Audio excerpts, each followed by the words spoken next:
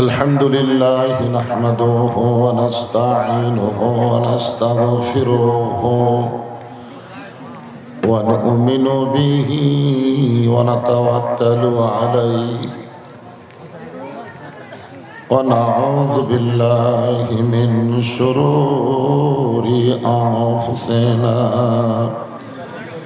ومن سيئات أعمالنا من يهدي الله فلا مضل له ومن يضلله فلا هادي له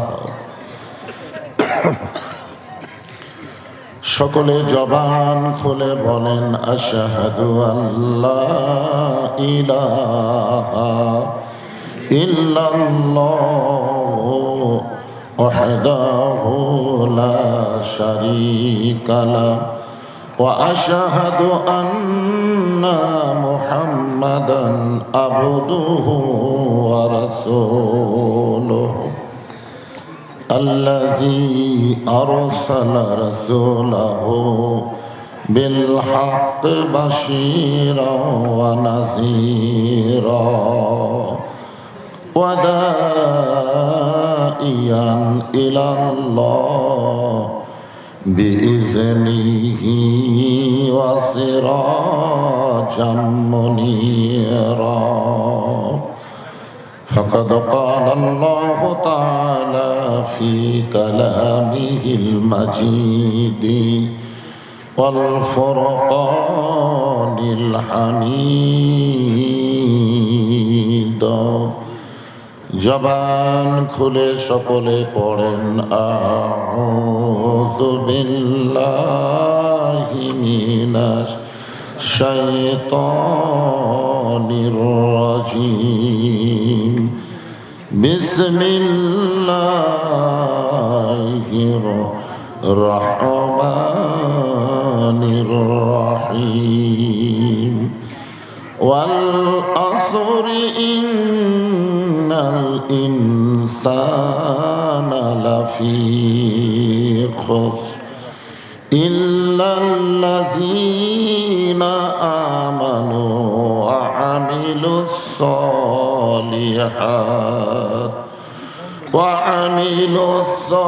সালিহাতি ওয়া তাওয়াসাউ বিল হক ওয়া তাওয়াসাউ বিস সাবর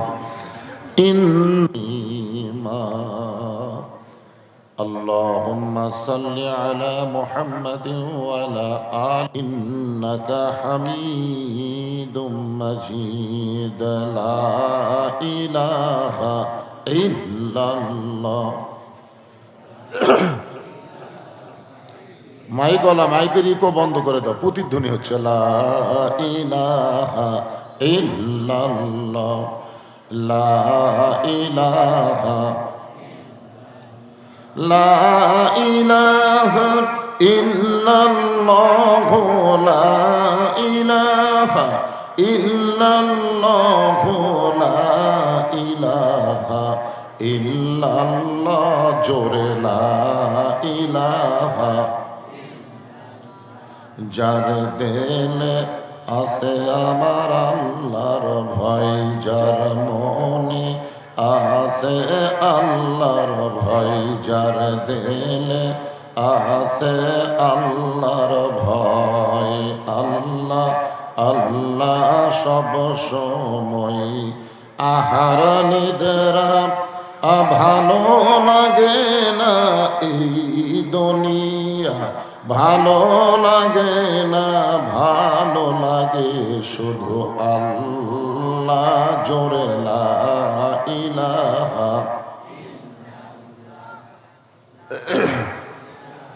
মাইকওয়ালা কোন দিকে? এদিকে ইকো বন্ধ করে দাও, তো ছাউন এরকম চঞ্চন করে লা ইলাহা লা ইলাহা ইল্লাল্লাহু মুহাম্মাদুর রাসূলুল্লাহ।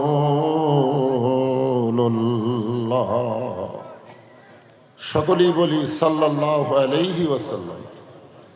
ধনঞ্জয় বাইতুল কোরআন হাফিজি মাদ্রাসা কমিটি কর্তৃক আয়োজিত আজকের এই তাফসিরুল কোরআন মাহফিল, আজকের এই মাহফিলের সম্মানিত সভাপতি হাফিজ মাওলানা মোহাম্মদ শামসুদ্দিন, আজকের এই মাহফিলের সম্মানিত সভাপতিকে অন্তরের অন্তঃস্থল থেকে আমি শুভেচ্ছা জ্ঞাপন করছি। সম্মানিত সহসভাপতি যিনারা রয়েছেন, বিশেষ করে ডক্টর মোহাম্মদ আতিকুর রহমান, সম্মানিত প্রধান অতিথি জনাব মোহাম্মদ মুর্শিদ মিল্টন, সম্মানিত বিশেষ অতিথিবৃন্দ, আজকের মাহফিলের পৃষ্ঠপোষক সম্মানিত জনাব আমজাদ হোসেন মণ্ডল, সম্মানিত সুধীজন, সকলকেই অন্তরের অন্তঃস্থল থেকে আমি শুভেচ্ছা জ্ঞাপন করছি। আজকের এই মাহফিলের সম্মানিত ওলামাই কেরাম, আপনাদের মাঝে মাঝে যে সমস্ত আলেম ওলামা বসে আছেন, মঞ্চে আছেন, মাগরিবের নামাজের পর থেকে এত রাত পর্যন্ত কোরআন হাদিসের আলোকে অত্যন্ত গুরুত্বপূর্ণ আলোচনা করে আপনাদেরকে শোনালেন। আলেম ওলামা সহ আজকের মাহফিলের বক্তাগণকে অন্তরের অন্তঃস্থল থেকে আমি শুভেচ্ছা জ্ঞাপন করছি। এই মুহূর্তে আমার সামনে যারা বসে আছেন, অনেকে দাঁড়িয়েও আছেন। হ্যাঁ, যারা দাঁড়িয়ে আছেন তারা হয়তো ইচ্ছা করেই দাঁড়িয়ে আছেন। মন চাইলে কিন্তু বসা যাবে, যদি তাদের মন চায় তো বসা যাবে, যাবে না? শীতের রাত, অনেকে তো মাঝে মাঝে ফাঁকা ফাঁকা হয়ে বসেছেন। গোটা বাংলাদেশের মধ্যে সবচাইতে ঘন, গোটা পৃথিবীর ভিতরে সবচাইতে ঘন বসতি দেশের নাম কি? বিশ্বাস মনে হয় করেননি। মানে আয়তন অনুযায়ী সবচাইতে বেশি মানুষ বসবাস করে বাংলাদেশে। এরপরও 12 লক্ষ রোহিঙ্গা মুসলমানকে জায়গা দিছে কোন দেশ? এখান থেকে কি বোঝা গেল? জায়গা দেওয়ার অভ্যাস আমাদের আছে না নাই? তাহলে যারা দাঁড়িয়ে আছে এরা কি রোহিঙ্গা? এরা তো আমাদেরই ভাই। এদেরকে বসতে দেওয়ার জন্য একটু আল্লাহর রাস্তায় জমে জমে বসেন। যাদের সামনে ফাঁকা আছে শীতের রাত, একটু জমে জমে বসেন এবং দাঁড়ানো ভাই এই সুযোগে বসার চেষ্টা করেন। যিনারা বসে আছেন, দাঁড়িয়ে আছেন, আমি আমার অন্তরের অন্তঃস্থল থেকে আপনাদের সবাইকে শুভেচ্ছা জ্ঞাপন করছি। আমি আসার সময় দেখলাম, যে বাসাতে আমাকে রাখছিল ওখান থেকে আসার সময় দেখলাম মেয়ে মানুষেরা সব ভিতরে না বসে রাস্তায় ঘুরতেছে।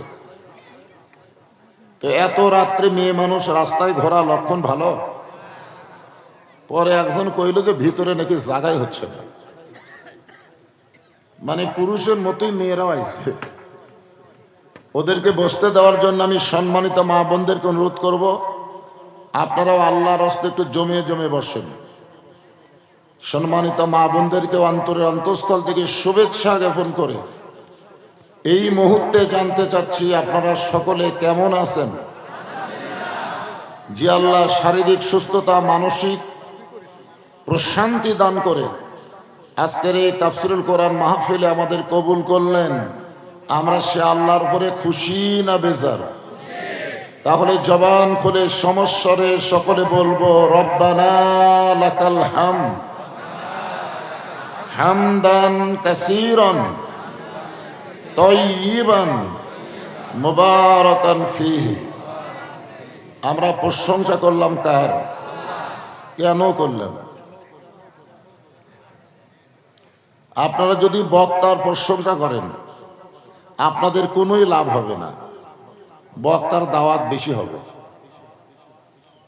আপনারা যদি নেতার প্রশংসা করেন আপনাদের কোনোই লাভ হবে না, নেতা সামনে ইলেকশনে ভোট বেশি পাবে। ডাক্তারের প্রশংসা করেন আপনাদের কোনো লাভ নাই, ডাক্তার রোগী বেড়ে যাবে। কেবলমাত্র একমাত্র আল্লাহর প্রশংসা করলে আল্লাহর কোনোই লাভ নাই, বরং যারা প্রশংসা করবে তারা এত লাভবান হবে আসমান এবং জমিনের ফাঁকা জায়গাটুকু আল্লাহ নেকি দিয়ে পরিপূর্ণ করে দেবে।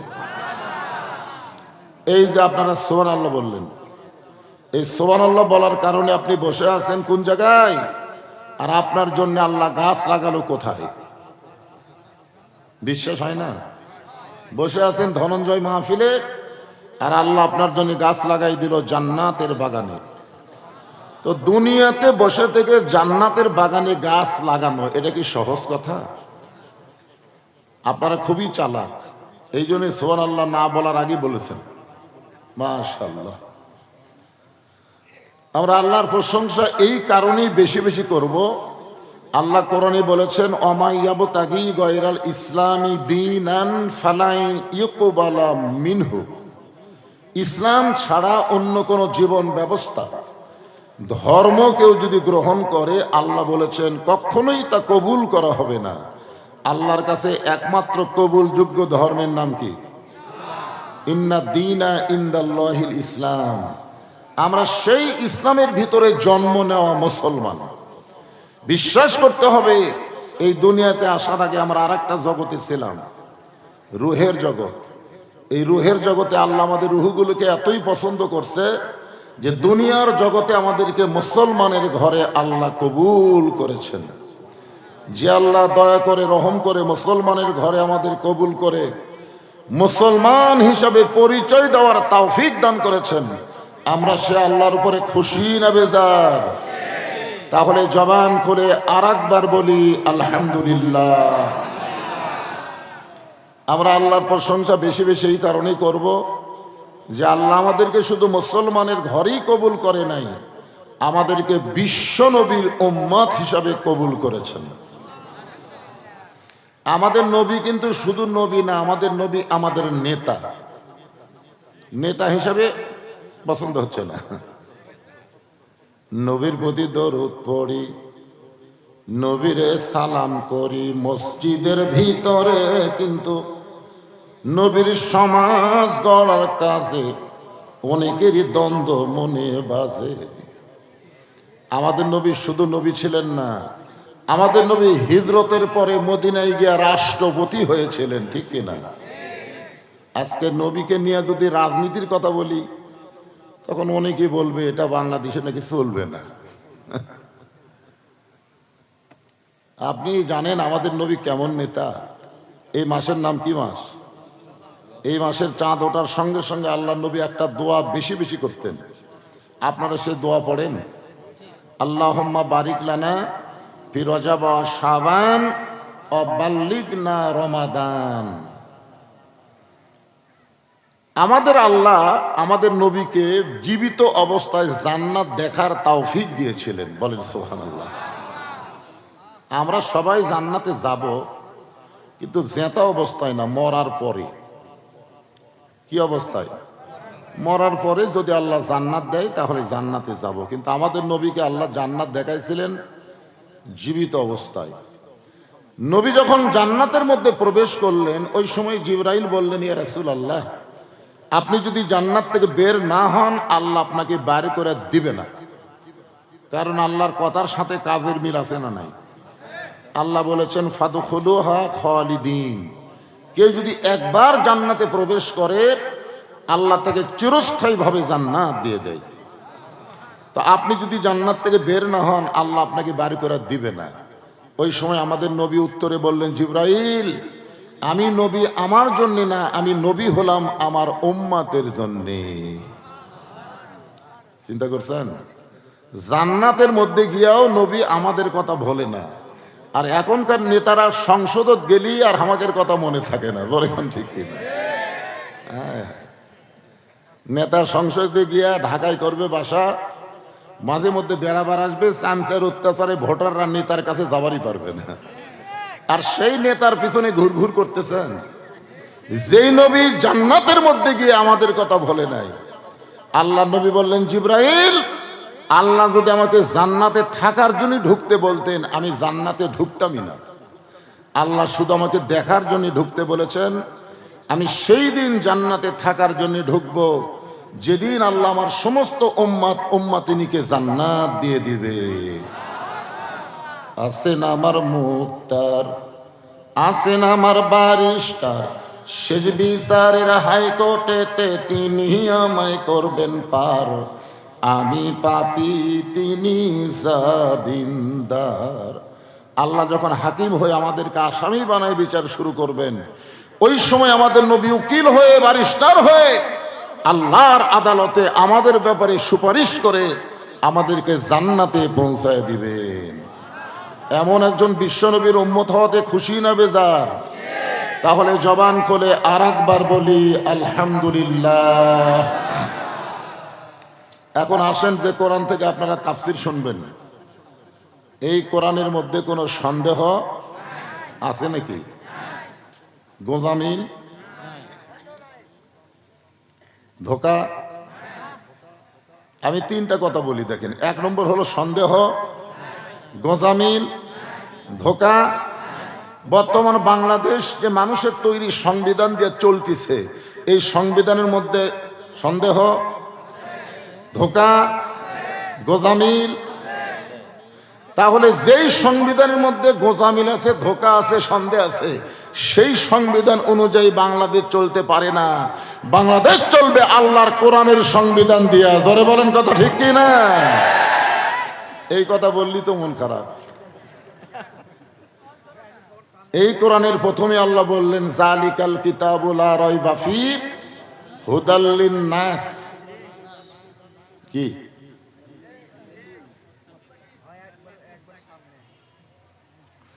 মানে বক্তা যদি ভুল করে শ্রোতাকের কাম কি? ভুল ধরে দেওয়া। ইমাম সাহেব যদি 4 রাকাত আসরের নামাজে 3 রাকাতে বসে, আর মুসল্লিরা যদি মনে করে হুজুর যা করবে আমরাও চাই, নামাজ হবে? লোকমা দেওয়া লাগবে। ধরে কোন কি দেওয়া লাগবে? আচ্ছা, লোকমা দেওয়ার পরে ইমাম যদি মনে করে যে 41 সালের আগে আমি উঠবো না, এই মনে করে ইমাম যদি স্বৈরাচারী হয়ে বসেই থাকে, তাহলে আপনারা বলেন তো মুসল্লিরা কার পক্ষে যাবে? তাকবীরওয়ালার পক্ষে যাবে না ইমামের পক্ষে যাবে? তার মানে বোঝা গেল তুমি যতই নেতা হও তোমার ইচ্ছা মতো চলতে পারবা না। আল্লাহর হুকুম নবীর তরিকা মোতাবেক নামাজ পড়ান লাগবে। ধরে কোন কথা ঠিক না? যতক্ষণ আল্লাহর হুকুম নবীর তরিকায় আসো, আমরা ততক্ষণ ইক্তেদায় আছি। তুমি যদি তরিকা ফেল করে নিজের তরিকা বানাও, তাহলে তোমার পিছনে আমরা নাই। আজকে মসজিদের মধ্যে নেতাকে যেইভাবে আপনারা গ্রহণ করেছেন, সমাজের মধ্যে সেইভাবে নেতারে গ্রহণ করতে পারেন নাই। মসজিদের নেতা ভুল করলে লোকমা হয়, সমাজের নেতারা ভুল করলে লোকমা। লোকমা দিল আর 14 গোষ্ঠী জেলত যাবি।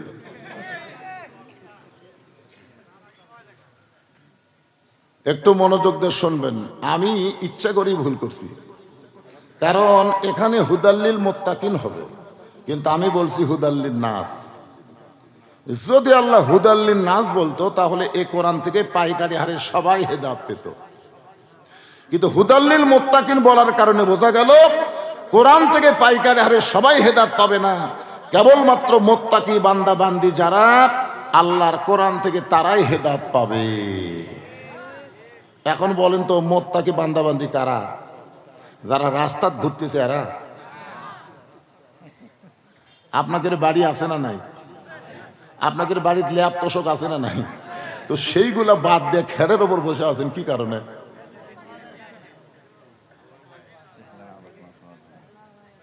খেরের উপরে বসে আছেন এত শীতের মধ্যে একটাই কারণ, আপনাদের অন্তরে আল্লাহর ভয়। আপনারাই মুত্তাকি, বলেন সুবহানাল্লাহ। আপনাদেরকে তো এই কোরআন হেদায়েত দিবে। সবাইকে দিবে? পাইকারি হারে সবাইকে দিবে না। মুত্তাকির 1 নম্বর বৈশিষ্ট্য আমি বলি, তারপর আরো বৈশিষ্ট্য আছে। 1 নম্বর বৈশিষ্ট্য হলো আল্লাযীনা ইউমিনুনা বিল গায়ব।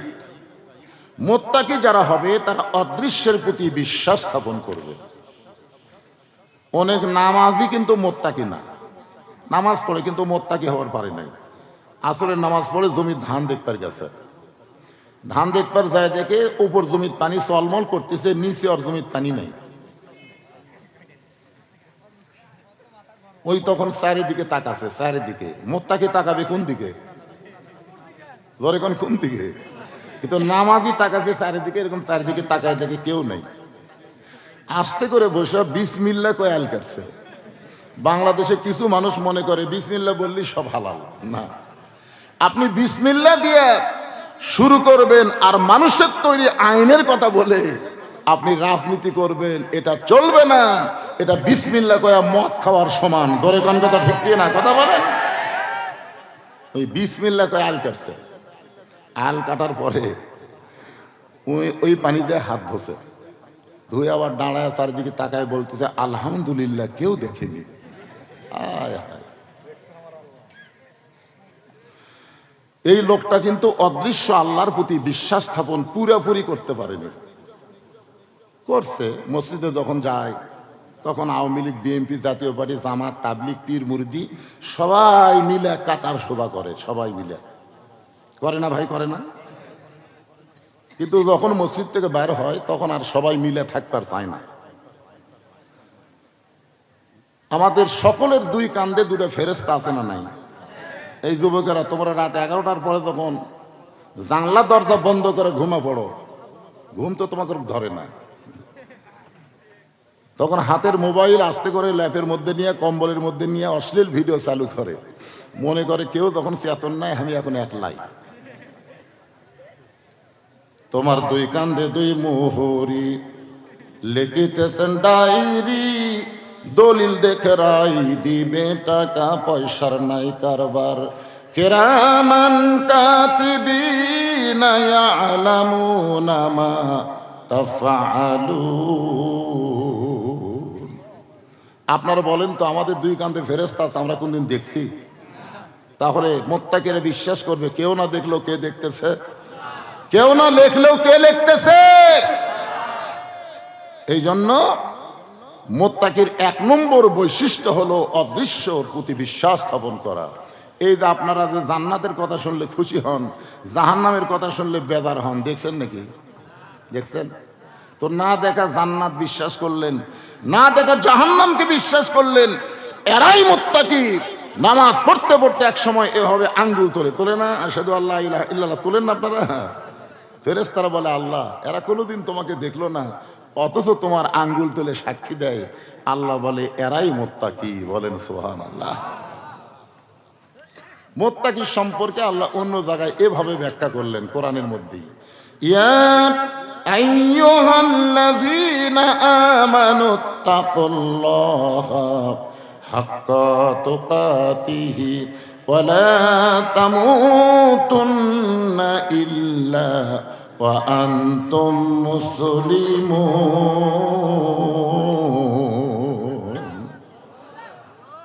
আপনারা এখানে এমন কোন লোক আছেন যে লোক দাঁড়ায় বলতে পারে যে হুজুর আমার বাড়ি সবচাইতে নিকটে, এই মাহফিলের সবচাইতে নিকটে আমার বাড়ি, আমি বাড়িতে যাবার পারবই?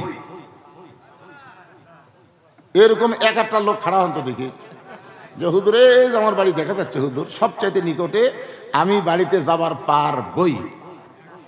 তো তাহলে এইরকম কথা বলার সাহস যদি না থাকে,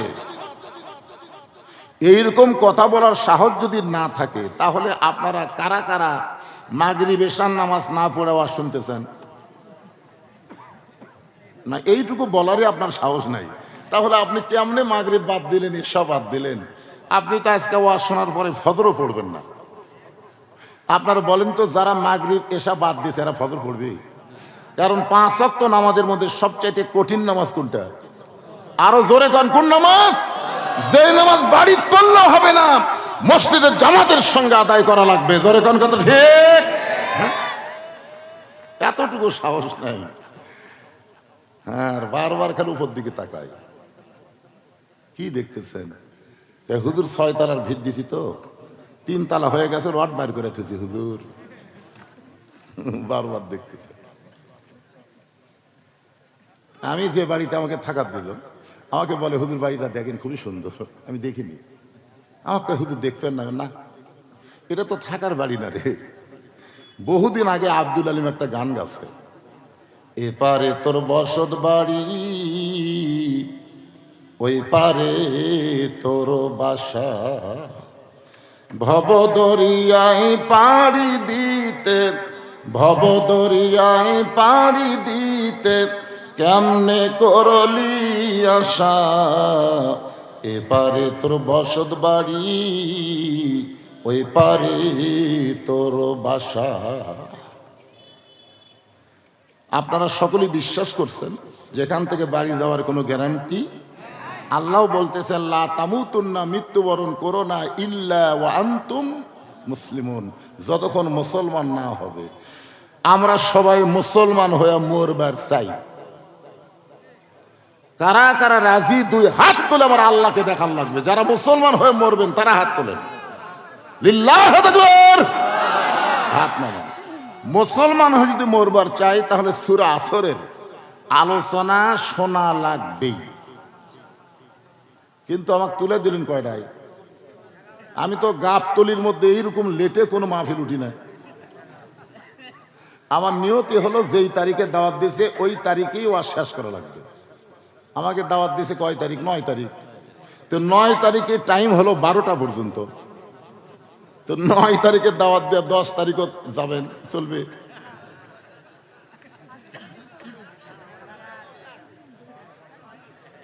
সূরা আসরের আলোচনা আমি আপনাদের শোনাবো, কারণ মুসলমান হয়ে আমাকে মরা লাগবে, যে কোনো সময় মরতে হবে। জোরে কোন ঠিক কিনা? যে কোনো সময় যদি মরতে হয় তাহলে আমরা মুসলমান হয়ে মরি। এই জন্য আল্লাহ বললেন ওয়াল আসরি ইন্নাল ইনসানা লাফি খুসর। আসর শব্দের অর্থ হলো সময়। আসর শব্দের অর্থ কি? সময়ের শপথ করছেন কে? কারণ সময় অত্যন্ত গুরুত্বপূর্ণ একটা সাবজেক্ট। মিশে মায়াই বন্দি থাইকা করলাম কত খেলা, পশ্চিমে তাকায়া দেখি আমার ডুইবা গেছে বেলা। আল্লাহ যদি আমাকে বলতো মৌলানা তোর যত সম্পদ আছে সব সম্পদ আমাকে দিলে তোকে 30 বছরের বয়স ফেরত দিব, এ বলা মাত্র আমার দলিল করে দিতে 1 সেকেন্ডও লাগবে না। কারণ এই বয়সে আমার ওই 30 বছরের কথা খুবই মনে পড়তেছে। কি সময় গেল রে! আয় হায়, খবর কি? ছোট্ট বাচ্চা বর্তমানে দোয়া দরুদের ফুঁফা দিলে কান্না থামতেছে না। এই সময়ে পানি পড়া দেয়া, পানি পড়ান খিলালেও বাচ্চার কান্না থামে না। এই সময়ে মোবাইল চালু করে দিলেই বাচ্চার কান্না থামে যায়। এই সময়ে বাচ্চারা মোবাইল ছাড়া ভাত খায় না। কি সময় আমাদের বাংলাদেশে চলতেছে! যেই সময়েরা যুবকেরা, এই যে ইয়ং বয়সের যুবক, আপনি জানেন আল্লাহর সামনে যখন আমরা দাঁড়াবো আল্লাহ বলবে তোমার শৈশবকালের কোনো হিসাব লাগবে না, বুড়াকালের হিসাব আমি চাই না, খালি যৌবনকালের হিসাব দিয়ে জান্নাতত যাও। অথচ আমরা যৌবনকালের সময়ের কোনো গুরুত্বই দেই না। 60 বছর ঘুষের চাকরি করছে, চাকরি রিটায়ার হওয়ার পরে আল্লাহর কাছে কাঁদতেছে আর বলতেছে আল্লাহ আমি আর জীবনে ঘুষ খাবো না, আমি আর জীবনে ঘুষ খাবো না। কে রে পাগলা, তোর চাকরি আছে? যখন হচ্ছে চামড়া ঢিল ওই সময়ে দিছে আল্লাহর সাথে মিল। যৌবন বয়সে একদিনও মসজিদে যায়নি, বুড়া বয়সে সিয়ারি দিয়ে মসজিদে গেছে। জোরে কোন কথা ঠিক কিনা? তুমি জানো তোমার বুড়া বয়সের সিয়ারি কি আর নামাজি কি? ওটা আল্লাহ চায় না তো। 60 বছর যদি চাকরি করো সরকারের, সরকার তোমাকে চাকরি গেলে পেনশন দেয়। যৌবন বয়সে যারা নামাজ পড়েছে, বৃদ্ধ বয়সে ঠিক মতো পড়বার নাও পারলে আল্লাহ দয়াবান ওই পেনশনের সব তার আমল নামায় দিয়ে দেয়। আর ওই চাকরি মসজিদে নামাজ পড়লে 27 গুণ সওয়াব হয়, ওই সিয়ালার জন্য আমাকে সওয়াব হচ্ছে না। আপনারা বলেন তো 27 গুণ সওয়াব একলা একলা হয় না জামাতে হয়? তো জামাতে কি কাতার সোজা করা হয় না হেঁকা বেঁকা করা হয়? তো কাতার সোজা করবার গেলে পায়ের গোড়ালির সঙ্গে গোড়ালি মিল করা লাগবে। যেই বেটা সিয়ারত বলছে ওর গোড়াকুটি। তা আপনার কি 27 গুণ সওয়াব চান? তাহলে আপনার কাতার থেকে সিয়ার সরান।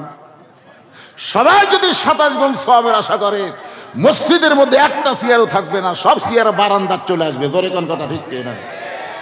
রাসূল বলেছেন 7 বছর থেকে নামাজের তালিম দাও, 10 বছর থেকে জোর করে নামাজ ধরাও।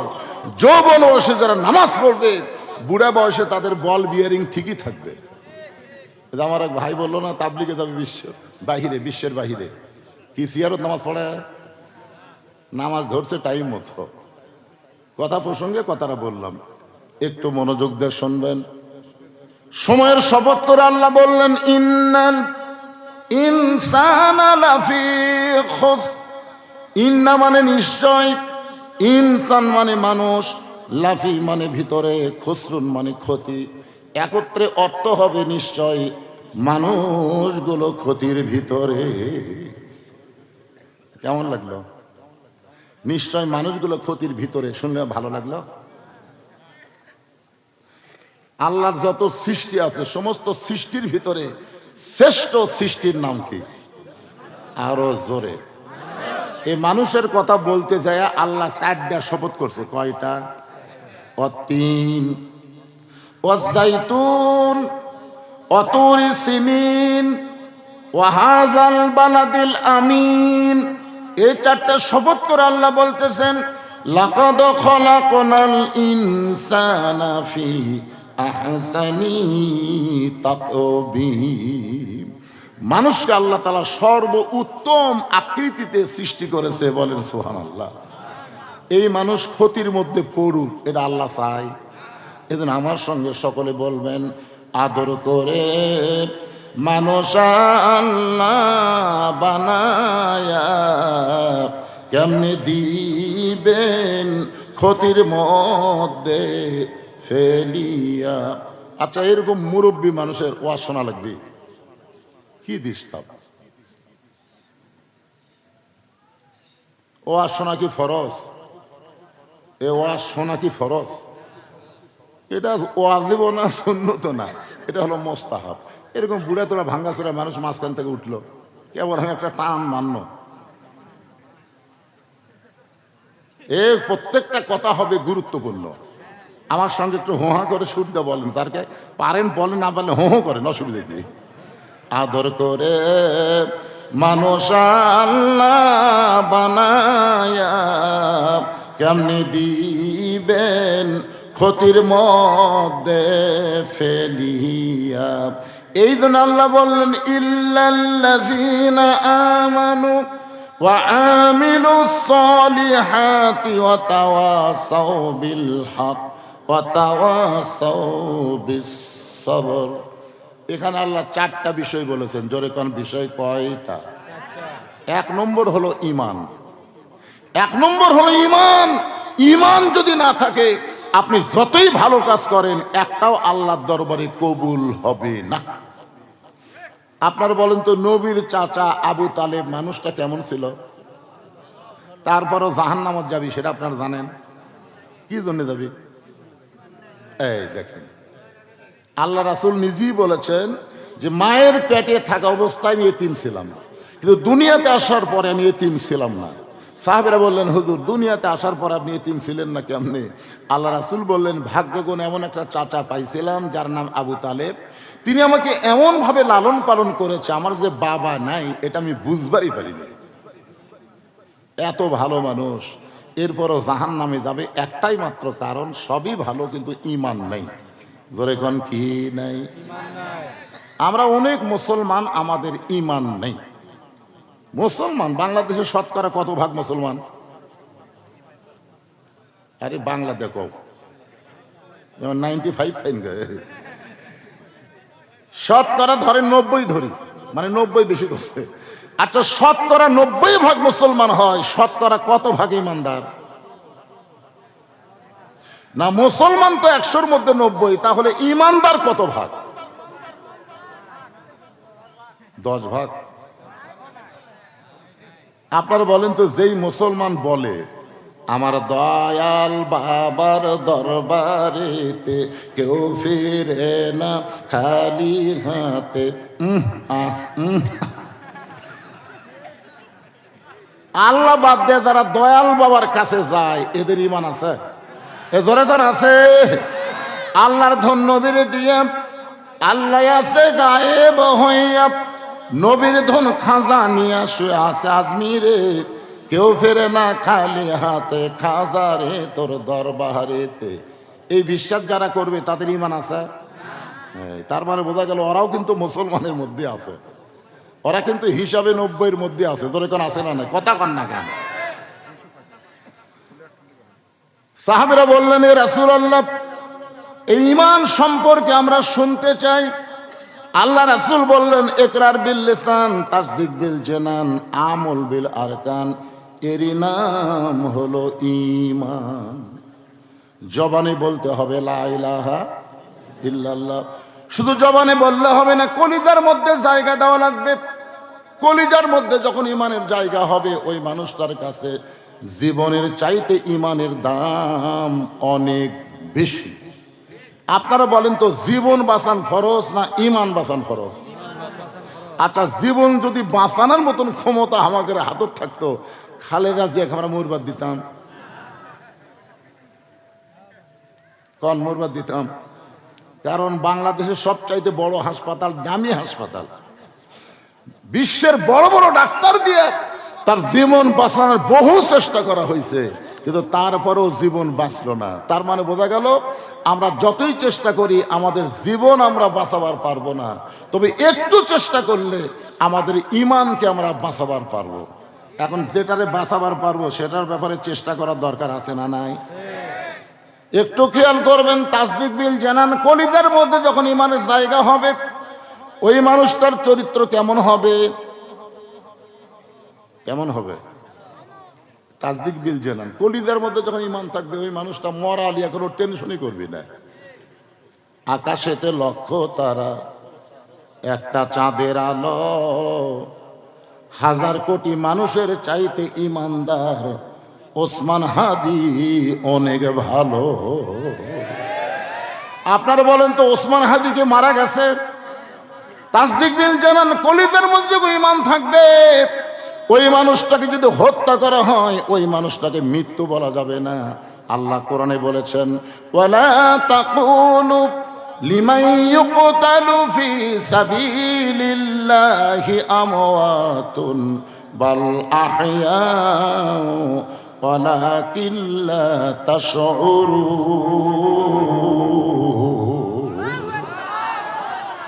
এরপরে আল্লাহ রাসূল বলতেছেন, আমল বিল আরকান, ঈমান অনুযায়ী আমল করা লাগবে। সূরা আসরের 2 নম্বর বিষয় কি? ওয়া আমিলুস সালিহা। আপনারা বলেন তো, আল্লাহ বান্দা বান্দিকে যত নেক আমল দিছে, যে আমল না করলে ঈমান থাকবে না, সেই আমলের নাম কি? আস্তে আস্তে কোন একেবারে, আরো জোরে, জোরসে বলুন। কিসের সালাত? টমেটো না? এই সলাৎ সলাৎ বলিস করে, মানে এখন সলাতের কথা শুনে কয়, হুজুর এটা টমেটোর সলাৎ না ক্ষীরার সলাৎ না শসার সলাৎ? এই জন্য যেটা আমরা বুঝি সেটাই কম। তো নামাজ করে কি হয়? হ্যাঁ, সালাত খুব খেয়াল করেন। লা সালাত লা ঈমানা, যার নামাজ নাই তার ঈমান নেই। তাহলে ঈমান রক্ষা করতে গেলে 1 নম্বর যে আমল লাগবে তার নাম হলো সালাত। রাসূল বলেছেন, লা সালাত লা ঈমানা, যার নামাজ নাই তার ঈমান নাই। লা সালাত লা দীনা, যার নামাজ নাই তার কোনো ধর্মই নাই। বাইনাল আবদি ওয়াল কুফরি তারকুস সালাত, বান্দার কাফের মধ্যে পৃথক করার জিনিস তার নামই হলো নামাজ। আমি সন্ধ্যার সময় যেখানে মাহফিল করলাম, ওখানে আমাকে বললো, হুজুর মসজিদের জন্য একটু আদায় করেন। তাই আমি বললাম, ভাই মসজিদ তো সেই সুন্দর, মসজিদের জন্য তো কোনো আদায় করার দরকার নাই। তখন বলে, হুজুর আমরা দোতলা কর্ম। তাই আমি বললাম, দোতলা করবেন কিসের জন্য? 5 ওয়াক্তের জন্যে না জুম্মার জন্যে? তখন বলতেছে, 5 ওয়াক্তে খুব একটা লোক হয় না, কিন্তু জুমার দিনে মানুষ আঁটে না। আপনারা বলেন তো, যে সালাত না পড়লে ঈমান থাকবে না, সেটা কি 5 ওয়াক্ত নামাজ না জুম্মার নামাজ? এ জোরে কোন কোন নামাজ?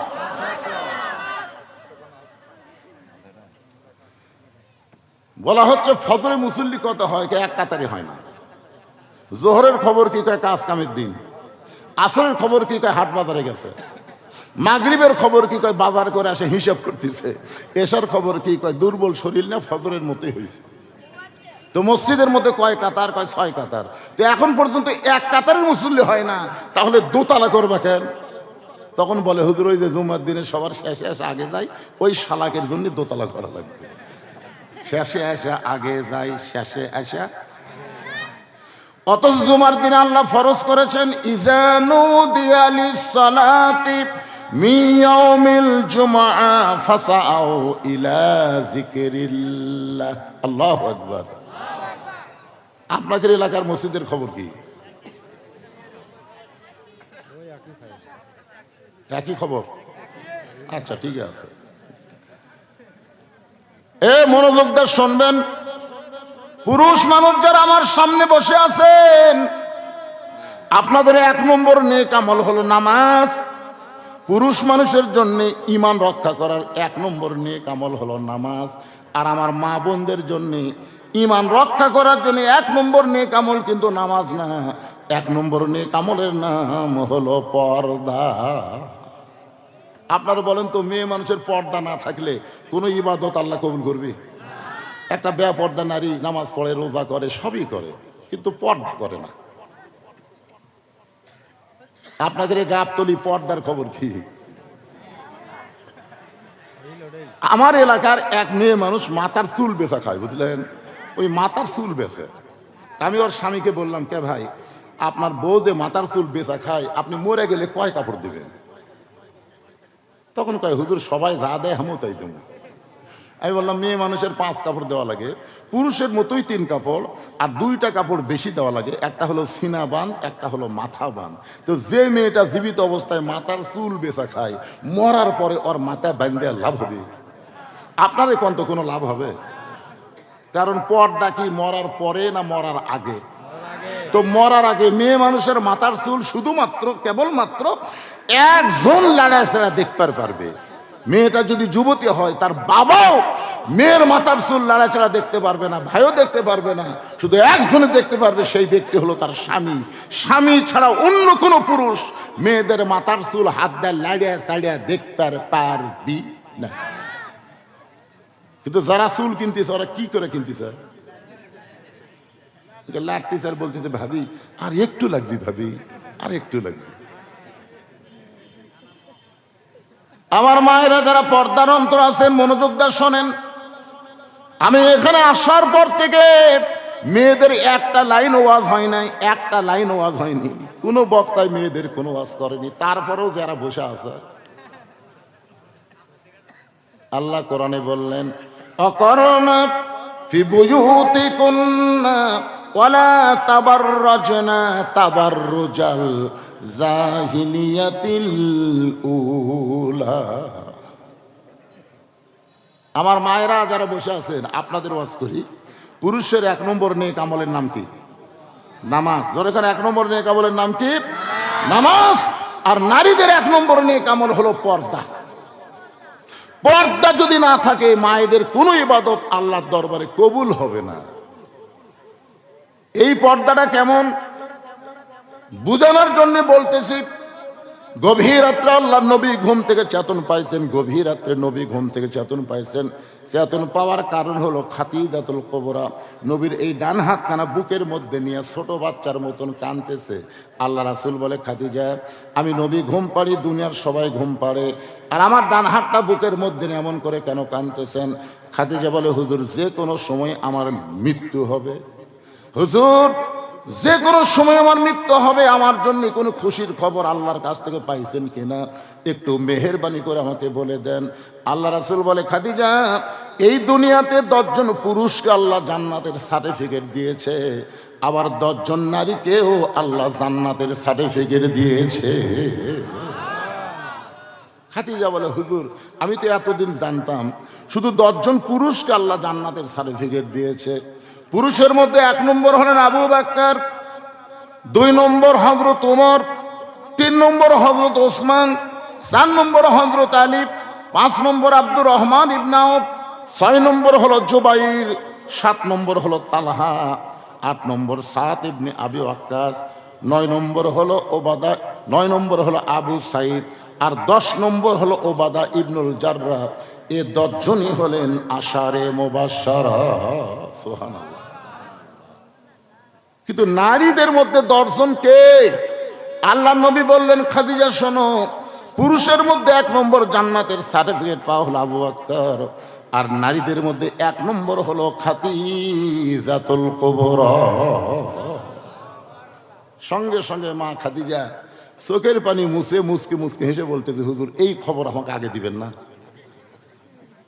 আমি 1 নম্বর জান্নাতে, এই খবর লুকে রাখছেন কেন? রাসূল বলতেছে, মা ইয়ান্তিকু আনিল হাওয়া ইন হুয়া ইল্লা ওয়াহয়ুহা, আমি নবী কিছুই জানি না রে, আল্লাহ যদি না জানাই। ধরে কোন সুবহানাল্লাহ। আমাকে আল্লাহ জানায়নি, কিন্তু এইমাত্র জানাইল। নবী খাদিজার সামনে হাঁটু গেড়ে বসে খাদিজাকে কাছে বসায় বললেন, খাদিজা, নারীদের মধ্যে 1 নম্বর জান্নাতি যদি আপনি হন, তাহলে পুরুষের মধ্যে 2 নম্বর হযরত ওমর, নারীদের মধ্যে 2 নম্বর কে হলে ভালো হয়? খাদিজা বলতে, হুজুর কে হলে ভালো হয় সেটা আমি কেমনে কব, সেটা আপনি বলতে পারবেন।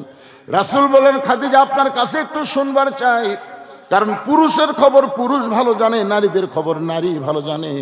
খাদিজা বলে, হুজুর এটাই যদি শুনতে চান তাহলে শোনেন, নারীদের মধ্যে 2 নম্বর আমার কলিজার টুকরা ফাতেমার নাম থাকলে বড় ভালো হয়। নারীদের মধ্যে কয় নম্বর? 2 নম্বর আমার কলিজার টুকরা ফাতেমা থাকলে বড় ভালো হয়।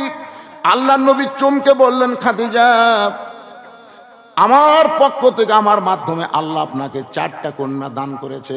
নবীর মাধ্যমে মা খাদিজার পেট থেকে কয়টা মেয়ে হয়েছে? এই কি রে, তোর ভাব কি? এই ছোট বাচ্চারা যা মাল হচ্ছে, বুঝলেন? এরা এরকম হওয়ার পিছনে কারণ কে জানেন? আমি একটা বড় ডাক্তারকে বললাম, কে ভাই আপনার সন্তান কয়টা? 2টা হুজুর। আচ্ছা, এই 2টা সন্তান কি সিজার করা হচ্ছে? ডাক্তার জিব্বাত কামড় দেখায়, হুজুর আপনি কোন কি? সিজার করা বাচ্চা নেওয়া মায়ের ক্ষতি, বাচ্চার ক্ষতি। বাংলাদেশের কোনো ডাক্তার, বড় বড় ডাক্তার যারা, এরা নর্মালে বাচ্চা নেয়, হুজুর সিজার করা বাচ্চা ডাক্তাররা নেয় না। আমি 3টা জিনিস খুব গবেষণা করে পাইছি। একটা হলো বড় ডাক্তারের বইয়ের সিজার লাগে না। 2 নম্বর হলো মওলানার বাড়িতে কোনোদিন মিলাদ হয় না, এরা পরের বাড়িতে পড়ায় কিন্তু নিজের বাড়িতে হয় না। আর 3 নম্বর হলো পীরের বউ কোনোদিন মুরিদ হয় না, কারণ পীরের বউ জানে আমার পীর মাঝে মধ্যে মুরিদের বইয়ের দিকে চোখ মারে, এই লুচ্চার হাতে কে মুরিদ হবি রে। 1 নম্বর হলো ডাক্তারের বইয়ের সিজার লাগে না, 2 নম্বর হলো মৌলবীর বাড়িতে মিলাদ হয় না, আর 3 নম্বর হলো পীরের বউ মুরিদ হয় না। এই লাভ দিয়ে উঠছে, খোঁজলে দেখে এই সিজার করা। কারণ সিজার করা বাচ্চাকে রে, আপনি জানেন সময়ের আগে পেট কাটে, 2 দিন পরে নর্মালি হতো, কিন্তু মা অধৈর্য হওয়ার কারণে, অধৈর্য। এই মায়েদের বলি, মা অধিকাংশ সিজার করার ডাক্তার কিন্তু নারী না, পুরুষ মানুষ। আপনি কেমন মহিলা যে আপনার গোপন জায়গায় আল্লাহ বাচ্চা দিয়েছে, সেই জায়গা দেখে লাড়ে ফেরা ডাক্তার কাটিয়ে বাচ্চা বার করতেছে। বাচ্চা বার করার সময় ঘুমই ভাঙেনি, 2 দিন পরে নর্মালি হবে, আর ঘুম ভাঙে? তো ডাক্তার, বড় ডাক্তারের কাছে গিয়ে বলছে, স্যার ঘুম তো ভাঙেনি। টাকার লোভ তো এত কোত্থেকে হলো? খালি লড়ে না, চলে না, পেটের মধ্যে পানি নাই, এখন বুদ্ধি। ঘুমই তো ভাঙেনি। বার কর, পেটের মধ্যে বার করে মাথার উপরে একটা ঘুরেন দে, পেটের থেকে বার করে মাথার উপরে এরকম একটা ঘুরেন দেয়। ওই ঘুরানে বাচ্চা মাথার ঝাঁকি পায়, ই করে কান্দা হতো। এই যে ঝাঁকি পায় অস্থির হচ্ছে, ওই এক জায়গা 1 ঘন্টা বসে থাকার পারবি না, খালি লাফালাফি করবি। এই মোবাইল ছাড়া ভাত খাবি না, আর মোবাইল ছাড়া কান্না থামবি না। কথা কন না কেন ভাইজান? আমাদের মায়েদের জন্য কিছুক্ষণ পরে বলবো, সিজার করবি না নরমালি নিবি, তারা নিজেরাই বুঝতে পারবে। ওয়াজ হচ্ছে নারীদের, কথা কন ঠিক কিনা? হ্যাঁ। আল্লাহ রাসূল বললেন, খাদিজা, আমার মাধ্যমে আল্লাহ আপনাকে 3টা মেয়ে দিয়েছে, 4টা মেয়ে দান করেছে। বড় মেয়ের নাম হলো জয়নাব। খাদিজার পেট থেকে বড় যে মেয়েটা হয়েছে তার নাম কি? জয়নাব। দ্বিতীয় মেজো মেয়ের নাম হলো রোকেয়া, আর 3য় মেয়ের নাম হলো কুলসুমা, আর 4র্থ সবচেয়ে ছোট মেয়েটার নাম হলো ফাতেমা। রাসূল বললেন, অন্য 3টা মেয়ের নাম না বলে আপনি ছোটটার নাম 2 নম্বরে কেন বলতেছেন? খাদিজা বলতেছে, হুজুর আপনি হলেন বাবা আর আমি হলাম মা। কোন সন্তান কেমন এইটা কোনোদিন বাবা বলতে পারবে না, এটা বলতে পারবে তার মা। বাবা আনন্দে মাতিয়া সাগরে ভাসাইয়া সেই যে চইলা যায় খবর লয় না। মাজন ধরিয়াই উদরে কতই যত্ন করে, 10 মাস পরে পায় প্রসবের বেদনা। এমন দরদি ভাবে কেউ হবে না আমার মা, মা গো। আপনি বলেন তো একটা সন্তানের ব্যাপারে বাপের কতটুকু কাম? বাবা আনন্দে মাতিয়া সাগরে ভাসায়, সাগর বোঝেন না, পেটের মধ্যে দিয়ে ওই যে চলে গেছে, আর কোনো খবর আছে? আর মাজন ধরিয়া উদরে কতই যত্ন করে। মায়ের পেটে যখন বাচ্চা আসে তখন আল্লাহ মাসিক বন্ধ করে দেয়। প্রতি মাসে 3 দিন 5 দিন 7 দিন মেয়েদের একটা অসুখ হয়, হয় কি হয় না? যে অসুখ হলে নামাজ পড়া যাবে না, রোজা করা যাবে না, কোরআন ধরা হবে না। কিন্তু বাচ্চা পেটে আসার সঙ্গে সঙ্গে আল্লাহ অসুখটা বন্ধ করে দেয়। বন্ধ করে দেওয়ার কারণ হলো বাচ্চার কারণে মায়ের ইবাদতের যেন কোনো কমতি না হয়। কারণ মায়ের ইবাদতের সাথে আল্লাহ পেটের বাচ্চারও সম্পর্ক করে দেয়। মা পেটে বাচ্চা নিয়ে যখন রুকুর থেকে সেজদাত গেছে, 4 মাসের বাচ্চা পেটের মধ্যে চাপ খাচ্ছে, ফেরেশতারা বলতেছে আল্লাহ দেখো তোমার বান্দি রুকুর থেকে সেজদাত গেল, পেটের মধ্যে বাচ্চা দিয়ে চাপ খেলো।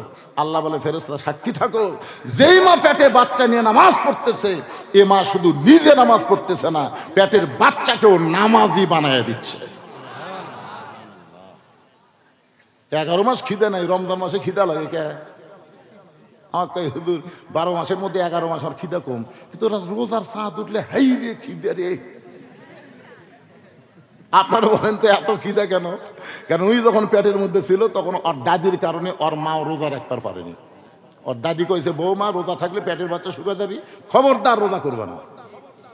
এখন বৌমা শাশুড়ির ভয় রোজা রাখেনি, মাও খাসে ওইও খাসে, রোজার মাসের খাওয়া শুরু হবে। কথাটা বুঝলেন?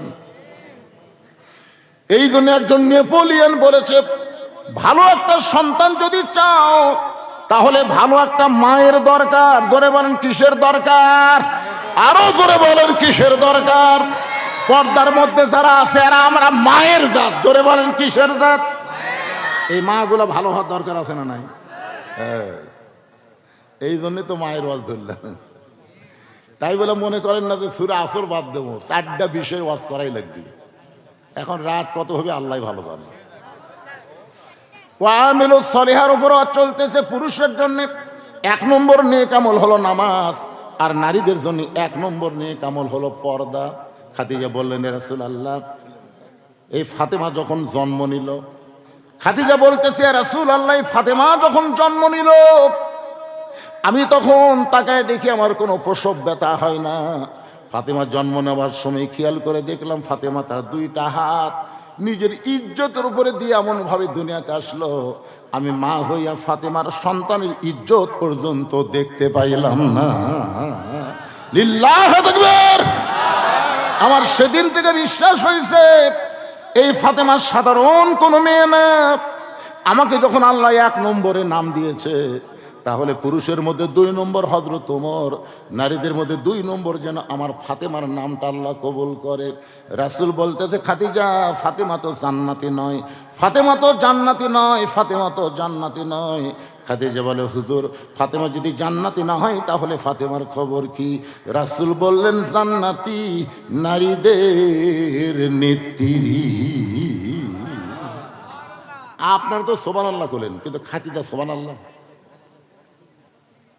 খাদিজা বলতে তো হুজুর আমি মা হয়ে 1 নম্বর জান্নাতি, আর ফাতেমা যদি জান্নাতি নারীদের নেত্রী হয় তাহলে আমাকে খবর কি?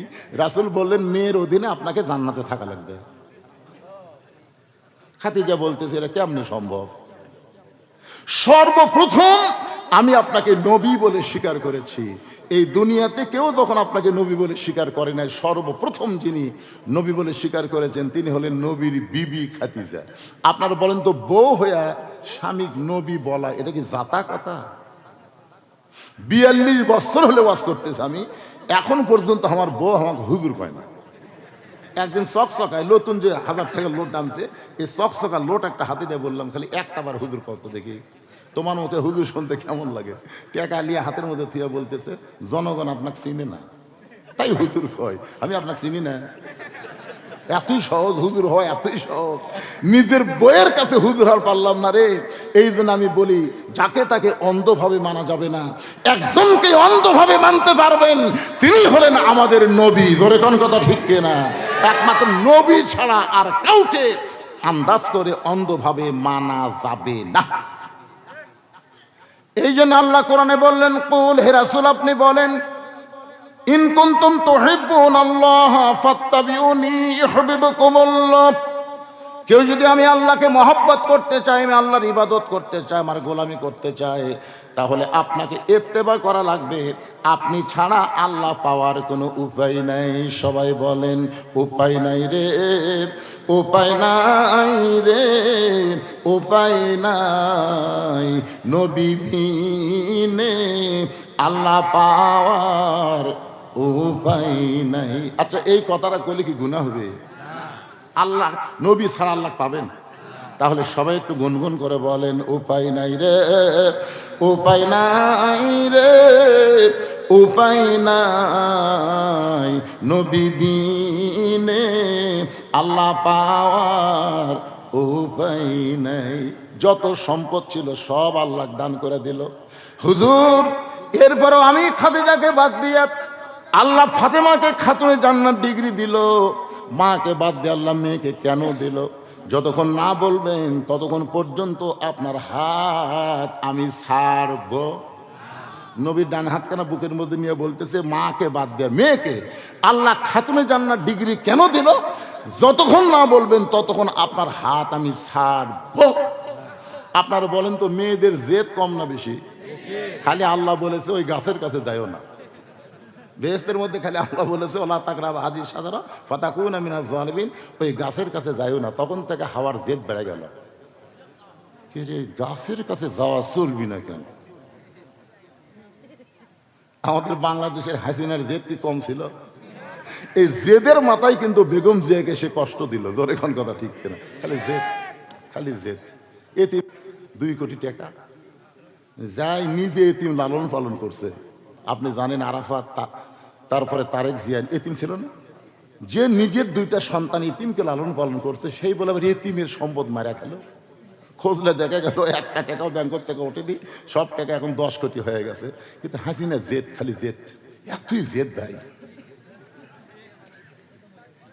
এই জন্যে একজন ভারতত পলাছে, আর একজন আল্লাহ লিয়া লিছে। আগামী তার কোন মেয়া যেন আমাদের উপরে না আসে। এরা জেদ করে দেশক শেষ করে। ধরে কথা ঠিক করে কি ভাবতেছেন? আল্লাহ কোরআনে বলছে, এটা আমার বাপের কথা না, এটি হুজুরা বসে আছে। আর রেজালু কাওয়ামুনা আলা নিসা, পুরুষেরা নারীদের উপরে থাকবে। এ কথা কি আমার? তা আমরা এই কত বছর কুটি আসলো হজ করবার যায়, যখনই শরীরে বাংলাদেশি ওই সৌদি আরব এলো, মনে হয় গন্ধ লাগছে। কি হলো? আমার তাই আপনারা জানেন না, মা তারাক্তু বাদি আলা উম্মতি ফিতনাতুন আদাররা রাজুলু মিনান নিসা, রাওয়াহুল বুখারী কিতাবুল ফিতান। আল্লাহ রাসূল বলেছেন, পুরুষ মানুষের জন্য নারী নেত্রী হবে। ওই পুরুষেরা আমার উম্মতের মধ্যে সবচাইতে ধ্বংসের মধ্যে পড়ে যাবে। মা তারাক্তু বাদি আলা উম্মতি ফিতনাতুন, আমি নবীর পরে আমার উম্মতের জন্য সবচাইতে বড় বিপদ হলো পুরুষ মানুষের জন্য নারী নেত্রী হওয়া। তাহলে এত বছর আমরা কি ভালো আসলাম? এই হক কথাটা বলতে কি হয় রে? সূরা আসরের 3 নম্বর বিষয় হচ্ছে ওয়াতাওয়াসাউ বিল হক। হক কথা বলাই লাগবে। বলবেন না? হক কথা বলবেন না? হক কথা বলা লাগবে, হক পথে চলা লাগবে। দরকার হলে হকের উপর মরণ হয় হবে, কিন্তু আমরা হকের পথ ছাড়বো?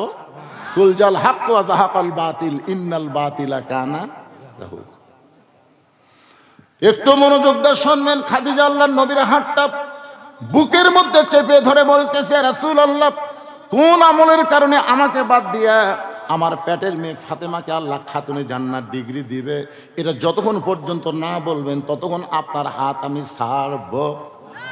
সঙ্গে সঙ্গে আল্লাহ নবী বলেন, খাদিজা, আপনাকে বাদ দিয়ে আপনার পেটের মেয়ে ফাতেমাকে খাতুনে জান্নাত ডিগ্রি দেওয়ার কারণ হলো মাত্র 2টা। জোরে বলেন কয়টা? 2টা কারণ। আমার মা বোনদের জন্য শুনতে হবে। মা, কোন 2টা কারণে আল্লাহ ফাতেমাকে খাতুনে জান্নাত ডিগ্রি দিল? এই 2টা কারণ যদি আপনারা আমল করেন, তাহলে হাসরের ময়দানে ফাতেমার সঙ্গী আল্লাহ আপনাকে জান্নাত দিয়ে দিবে। এই 2টা কারণ একটু পরে বলতেছি, বুঝলেন? কারণ এই সন্ধ্যার থেকে এ পর্যন্ত মরদ মানুষের ওয়াজ হতে মেয়ে মানুষের হয়নি। তো আমি একটা না কিছু কইয়া 2 কারণের মধ্যে ওরকম আটকে তুললাম, ওরা বসে থাকে। তাছাড়া খালি ছটফট করতেছে। ও মা, কোন 2টা কারণ মা যে দুইটা কারণের কথা রাসূল খাদিজাকে বলবে, আর ওই দুইটা কারণ আমল করলে আপনারা ফাতেমার সাথে জান্নাতে থাকবেন, তাহলে এই দুইটা কারণের ওয়াজ শোনা দরকার আছে না নাই? খালি মেয়ে মানুষের জন্যে? আমাদের জন্যে, কারণ আমরা তো অশান্তিতে আছি ভাই। আমি তো হুজুর মানুষ, বুঝলেন? তারপরেও কিন্তু বাড়ির মধ্যে অশান্তি আছে, কোয়া যাবে না। বউগুলা যদি ভালো হয়, ওই বাড়ি বাড়ি থাকবে না, ওই বাড়ি একটা জান্নাতের অংশ হয়ে যাবে। জোরে কোন ঠিক না? আমরা সব সময় দোয়া করি, রব্বানা পড়েন, রব্বানা আতিনা ফিদ দুনিয়া হাসানাতাও ওয়া ফিল আখিরাতি হাসানা ওয়া কিনা আযাবান নার। আপনারা বলেন তো, এই যে আতিনা ফিদ দুনিয়া হাসানা, এই দুনিয়ার সৌন্দর্য কি? যার জন্য আমরা দোয়া করি, দুনিয়ার সৌন্দর্য, তার মধ্যে একটা অংশ হলো বাড়ির বউ। বউ যদি ভালো না হয়, আপনি যত বড়ই হুজুর হন, আপনার শান্তি দুনিয়াতে নাই। এই জন্যে দুটা কারণ আপনাকে শোনা লাগবে। এখন আসেন, 3 নম্বর বিষয় হলো তাওয়াসাউ বিল হক। হক কথা বলতে হবে, হক পথে চলতে হবে। আপনারা বলেন তো, বাংলাদেশে যত বক্তা ছিল, তার মধ্যে হক কথা সবচেয়ে বেশি কোন বক্তা বলেছে? আরো জোরে। সমস্ত বক্তার ওয়াজ যদি এক পাল্লায় দেওয়া হয়, আর আল্লামা সাইদি হুজুরের ওয়াজ যদি আর এক পাল্লায় দেওয়া হয়, সমস্ত ওয়াজের চাইতে আল্লামা সাইদি হুজুরের হক কথার ওজন বেশি হবে। আপনারা বলেন তো, তারপরেও এই মানুষটাকে 13 বছর জেলখানা বন্দি করে রাখলো কেন? কি দোষ?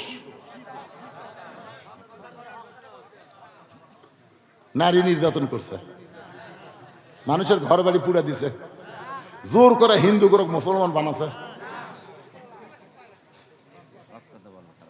না, হাসিনা তো এইগুলা দোষ দিয়েই তো বন্দি করে থুছিল। শোনেন শোনেন, কথাটা আমি বুঝাচ্ছি আপনাদের। হাসিনার তদন্ত আর আল্লাহর তদন্ত দুটা কি এক? আল্লাহ কোরআনে তদন্ত করেছেন, ইন্নামা ইয়াখশাল্লাহ মিন ইবাদিহিল উলামা। বান্দা সমূহের মধ্যে আলেম বান্দারাই আল্লাহকে সবচেয়ে বেশি ভয় করে। এখন বলেন তো, আল্লামা সাইদি হুজুর কি ছোট আলেম? তাহলে একজন আলেম হয়ে আল্লাহর কোরআনের তদন্ত অনুযায়ী আলেম বান্দারা যদি আল্লাহ বেশি ভয় করে, সে আলেম কোনোদিন মানুষের বাড়ি পুড়াবার দিতে পারে না, সে আলেম কোনোদিন যুদ্ধ অপরাধী হতে পারে না, সে আলেম কোনোদিন মানুষের সম্পদ জোর করে ভক্ষণ করে না। এগুলো সব মিথ্যা দোষ দিয়ে শুধুমাত্র হক কথা বলার অপরাধে তাকে জেলখানায় বন্দি করে রাখছে। জোরে কোন ঠিক কি না? আচ্ছা, জেলখানাতে যখন বন্দি করে রাখলো, আমরা বাংলাদেশে যত বক্তা ছিলাম, আমি আমার বগুড়া জেলায় মনে করতাম বগুড়া তো বিএমপির ঘাঁটি। আমরা ছোটোর থেকে দেখতেছি বগুড়ার মাটি বিএমপির ঘাঁটি। জোরে কোন কথা ঠিক কিনা? আমি ওই কৈশোরে, ওই বগুড়ার এবার কৈশোর নাম শোনেন না? ওই কৈশোরে মোনাজাতে বলতেছে আল্লামা সাইদি হুজুর। যে আল্লামা সাইদি কচি, সাইড থেকে সভাপতি সাহেব আমার হাত টেনে ধরল। আমি চিন্তা করলাম, কিরে বগুড়া থামারও বাড়ি, আরও বাড়ি, আর আমার হাত টানে ধরল। খবরদার, এই যুদ্ধ অপরাধীর নাম মোনাজাতের মধ্যে লিখতে পারবেন না। আমি চিন্তা করলাম, ঠিক আছে। আমি তখন আমার যত অধীনস্থ ছোট ছোট বক্তা আছে তারাকে বললাম, বাবা আমি বুড়া মানুষ, হাত টান খাইছি রে, তোর তো ঘাড় পাখি খাবো। আল্লামা সাইদি হুজুরের নামে দোয়া বন্ধ করা যাবে না। এখন থেকে দোয়া হবে কোরআনের পাখি। ধরে খান, কিসের পাখি? কোরআনের পাখিকে আল্লাহ সুস্থ করে দাও। গোটা বাংলাদেশের সমস্ত বক্তারা ওয়াজের শুরুতে একবার দোয়া করে, ওয়াজের শেষে একবার দোয়া করে। আল্লাহ জেলখানার মধ্যে তাকে এত সুস্থ করে রাখলো, তাকে যখন জেলখানা থেকে বের করা হলো, সবাই তাকায় দেখলো, এমন একটা হাসি দিল। এই হাসি কিন্তু দুনিয়ার হাসি না, নয় জান্নাত থেকে তার মুখে নূর লাগাইয়া দিছে। এমন হাসি দাও মানুষকে। হাসপাতালের মধ্যে নিয়ে গেল, হাসপাতালের মধ্যে নিয়ে যায় তাকে হত্যা করলো। তাকে কিন্তু হত্যা করলো বাংলাদেশের সমস্ত আলেমেরা। সেই রাতে তাহাজ্জুদের নামাজ পড়ে আল্লাহর কাছে ফরিয়াদ করলো, আল্লাহ সমস্ত বিচার বাংলাদেশ থেকে চলে গেছে, জজ কোর্ট হাইকোর্ট, সুপ্রিম কোর্ট সব হাসিনার দখলে চলে গেছে। আল্লাহ তোমার কাছে বিচার দিলাম, তুমি তার বিচার করো। সবাই চোখের পানি নিয়ে বিচার করলো, চোখের পানি নিয়ে আল্লাহর কাছে দোয়া করলো। সাইদি সাহেব কিন্তু আগস্ট মাসের 14 তারিখে তার দাফন হলো। পরের বছর, একটা বছরও যাওয়া লাগে নাই, 5ই আগস্টে হাসিনাকে আল্লাহ তাআলা ঘাড় ধরে পালায়া দিল। আল্লাহর বান্দার তাওয়াসবিল হক, বাংলাদেশের একজনের নাম হলো আজিজুল হক। জোরে কার নাম কি? যাকে শাইখুল হাদিস বলা হয়, সেই আল্লামাকে হাসিনা জেলখানার মধ্যে বন্দি করলো। তার ছেলের নাম হলো মামুনুল হক। জোরে কার নাম কি? মামুনুল হক। দেখেন হকের অবস্থাটা কি। আজকে হক কথা বলতে হবে, হক পথে চলতে হবে। নানা রকম বিপদ আপদ মুসিবত আসবে। আল্লাহ কোরআনে বলেছেন, ওয়ালা নাবলুয়ান্নাকুম বিশাইইম মিনাল খাউফি ওয়াল জুই ওয়া নাকসিম মিনাল আমওয়ালি ওয়াল আনফুসি ওয়াস সামারাতি ওয়া বাশশিরিস সাবিরিন। সূরা আসরের 4 নম্বর বিষয়টা হলো অতাওয়াসাউ বিস সবর। এখানে আল্লাহ বলতেছেন অবাশশিরিস সাবিরিন। সূরা আসরের 4 নম্বর বিষয়টা হলো অতাওয়াসাউ বিস সবর, ধৈর্যের উপর ওয়াজ করা লাগবে। বাজান আমাদের ধৈর্যের সবার সমান না। ধৈর্য বোঝেন আপনারা? ধৈর্য, ইন্নাল্লাহা মা'আস সাবিরিন, ধৈর্যশীলদের সঙ্গে কে আছে? এই যে আপনারা ধৈর্য নিয়ে আমার কথাগুলো শুনতেছেন, অতাওয়াসাউ বিস সবর অত্যন্ত গুরুত্বপূর্ণ একটা বিষয় আপনাদের সামনে আলোচনা করব। এটা শুনতে গেলে ধৈর্যের দরকার আছে না নাই? কিন্তু আমার মা বোনদের ধৈর্য কম না বেশি? ওরা চিন্তায় পড়ে গেল, হুজুর এই যে থুয়ে গেল, ওয়াজ করবে কি করবে না। আমি চলে আসতেছি অতাওয়াসাউ বিস সবর। তার আগে এই কথাটা বলে দেই।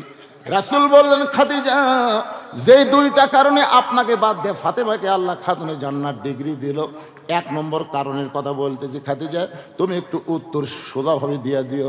খাদিজা বললেন, হুজুর তাহলে কি কারণ? রাসূল বললেন, আপনাকে আমি প্রশ্ন করতেছি, ও খাদিজা আপনি বলেন তো কত বছর বয়সে ঈমান গ্রহণ করছেন? আপনি কত বছর বয়সে ঈমান গ্রহণ করছেন? 1 নম্বর কিন্তু চলতেছে, মনোযোগ দিয়ে শোনেন। আপনি কত বছর বয়সে ঈমান গ্রহণ করেছেন? খাদিজা বলতেছে, হুজুর আমি যখন ঈমান গ্রহণ করেছি তখন আমার বয়স হলো 55 বছর। আল্লাহ রাসূল বললেন, খাদিজা ঈমান গ্রহণ করার আগে আপনি কি ছিলেন? খাদিজা বলতেছে, হুজুর আমি কাফের ছিলাম। রাসূল বলে, খাদিজা তাহলে আপনার জীবনের 55 বছর আপনি কুফরি হালে কাটাইছেন। এখন বলেন তো আপনার পেটের মেয়ে ফাতেমা কত বছর কুফরি হালে কাটাইছে? খাদিজা বলতেছে, জান্নাতি জান্নাতি, আমার ফাতেমা জান্নাতি হয়ে জন্মগ্রহণ করেছে। আল্লাহ নবী বলেন, খাদিজা আপনি 55 বছর কুফরি হালে কাটাইছেন, আর আপনার ফাতেমা জন্মসূত্রে জান্নাতি হয়ে জন্মেছে। 1 নম্বরে আপনি ঠকে গেলেন। এখন 2 নম্বর প্রশ্ন হলো, ও খাদিজা আপনি চিন্তা ভাবনা করে বলেন তো আপনার নাকের সাইজ কেমন, আপনার মুখের সাইজ কেমন, আপনার দাঁতের সাইজ কেমন, আপনার গায়ের রং কেমন, আপনি কতটুকু লম্বা, এটা দুনিয়ার কোনো পুরুষ মানুষ কি বলতে পারবে? খাদিজা বলতেছে, ইয়া রাসূলুল্লাহ 40 বছর বয়স আপনার সঙ্গে যখন আমার বিয়ে হলো, ওই সময় মক্কার সবচাইতে ধনবতী রমণী ছিলাম। এই ধনবতী হওয়ার পিছনে কারণ হলো আমার বাবার অনেক বড় একটা ব্যবসা ছিল। ওই ব্যবসা দেখাশোনা করতে গিয়ে হাজার হাজার পুরুষের সঙ্গে আমার লেনদেন করতে হয়েছে। আমার নাকের সাইজ কেমন, আমার মুখের সাইজ কেমন, আমার গায়ের রং কেমন, এমনকি আমার দাঁতের সাইজ কেমন, এটা দুনিয়ার বহু পুরুষ বলতে পারবে। রাসূল বলে, খাদিজা এখন বলেন তো আপনার ফাতেমার নাকের সাইজ কেমন, ফাতেমার গায়ের রং কেমন, ফাতেমার দাঁতের সাইজ কেমন, এটা কি দুনিয়ার কোনো পুরুষ বলতে পারবে? খাদিজা বলতেছে, পর্দানিশী পর্দানিশী, আমার ফাতেমা পর্দা নিয়ে জন্মগ্রহণ করেছে। আল্লাহ নবী বলেন, ফাতিজা আপনি শুধু মা হয়ে বলতেছেন ফাতেমা পর্দার মধ্যে জন্ম নিয়েছে, কিন্তু আমি আল্লাহর নবী হয়ে বলতেছি ফাতেমা শুধু পর্দার মধ্যে জন্ম নেয় নাই, ফাতেমা পর্দার মধ্যেই বড় হবে। এমনকি ফাতেমা এই পর্দার ভিতরে দুনিয়া থেকে বিদায় নেবে। এশার নামাজ পড়ে হযরত আলী ঘরের মধ্যে ঢুকে দেখে ফাতেমা চৌকির উপরে বসে চোখ দেখালি দর দর করে পানি ছাড়তেছে। হযরত আলী চমকে গেল, এই ফাতেমা এমন করে কেন কাঁদতেছে? থুতুনির তলে হাত দিয়ে বলল, ফাতেমা গো তোমার এমন কি হলো, তুমি এমন করে কেন কান্দো? ফাতেমা বলে, স্বামী রে, আল্লাহ তাআলা আমার দোয়া কবুল করেছে। আমি সব সময় একটা দোয়া করতাম, এই দোয়া আল্লাহ কবুল করেছে। আলী বলে পাগলি নাকি, তোমার দোয়া যখন আল্লাহ কবুল করেছে তাহলে কান্নার কি দরকার, বরং তুমি আনন্দ করো। ফাতেমা বলে স্বামী গো কি দোয়া আল্লাহ কবুল করেছে এইটাকে আপনি শুনবেন না? আলী বলে ফাতেমা কি দোয়া করেছ? ফাতেমা বলতে স্বামী গো আমি সব সময় আল্লাহর কাছে দোয়া করতাম, আল্লাহ আমাকে পর্দার মধ্যে মৃত্যু দিও, আমাকে পর্দার মধ্যে মৃত্যু দিও। আলী বলতেছে তাহলে খবর কি? ফাতেমা বলতেছে আল্লাহ তাআলা আমার পর্দার মধ্যে মৃত্যু দেওয়ার দোয়া কবুল করেছে। আলী বলতেছে ফাতেমা যে মেয়েটা সবসময় পর্দার মধ্যে ছিল সেই মেয়েটা পর্দার মধ্যেই মৃত্যুবরণ করবে, এই দোয়া যখন আল্লাহ কবুল করেছে তাহলে কেন কাঁদতেছ? ফাতেমা বলে স্বামী গো আমার মৃত্যু কবে হবে এইটাকে আপনি শুনবেন না? আলী বলে পাগলি হয়েছে নাকি, মৃত্যুর কথা দুনিয়ার কেউ বলতে পারে না। ফাতেমা বলতেছে কিছুক্ষণ আগে আল্লাহ পাক আমারে জানাইলো আজকে রাত্রেবেলা আমার মৃত্যু হবে। যেই বলছে আজকে রাত্রিবেলায় মৃত্যু হবে, গাছের গোড়া কাটলে গাছটা যেমন পড়ে যায়, হযরত আলী তেমনি পড়ে গেলেন ঘরের মাঝায়। দুই হাত দিয়ে ফাতেমা চোখের পানি মুছে মুচকি মুচকি হেসে ওই স্বামীর মাথাটা উরাতের উপরে নিয়ে কপালে একটা চুমু দিয়ে বলে স্বামী গো এমন করে আপনি কাঁদবেন না, এমন করে আপনি কেন পড়ে গেলেন? আপনি কি জানেন না এই দুনিয়া থাকার জায়গা না, এখানে আসলে যাইতে হবে। আমি যেই বলবো আসলে আপনার বলবেন যাইতে হবে। এখানে আসলে ওগো স্বামী, আমি আমার বাবার মুখে শুনেছি, আমার বাবা বিশ্ব নবী বলেছে আমার সাহাবীদের মধ্যে একই সাহাবী দুইটা গুণ অর্জন করেছে, গোটা পৃথিবীর মধ্যে সবচাইতে বড় বীর। আপনারা বলেন তো গোটা পৃথিবীর মধ্যে সবচাইতে বড় বীর ওই সাহাবীর নাম কি? আরো জোরে। রাসূল বলেছেন গোটা পৃথিবীর মধ্যে সবচাইতে জ্ঞানী ওই সাহাবীর নাম হলো হযরত আলী। আল্লাহ নবী যখন মদিনার প্রেসিডেন্ট ছিলেন ওই সময় আল্লাহ তাআলা হযরত আলীকে শিক্ষামন্ত্রীর দায়িত্ব দিয়েছিলেন। সুবহানাল্লাহ কন্যা খান। নবী যখন মদিনার প্রেসিডেন্ট ছিলেন ওই সময় আল্লাহ হযরত আবু বকরকে আল্লাহর নবী ধর্মমন্ত্রীর দায়িত্ব দিয়েছিলেন, ওমর ফারুককে দিয়েছিলেন আইনমন্ত্রী, ওসমান গনিকে দিয়েছিলেন অর্থমন্ত্রী, আর হযরত আলী হলেন শিক্ষামন্ত্রী। ধরে কোন সুবহানাল্লাহ। আপনারা বলেন তো মুসলমানের মধ্যে আলীর মতন শিক্ষামন্ত্রী যদি বাংলাদেশে হয় তাহলে কোন শিক্ষার গুরুত্ব বেশি হবে?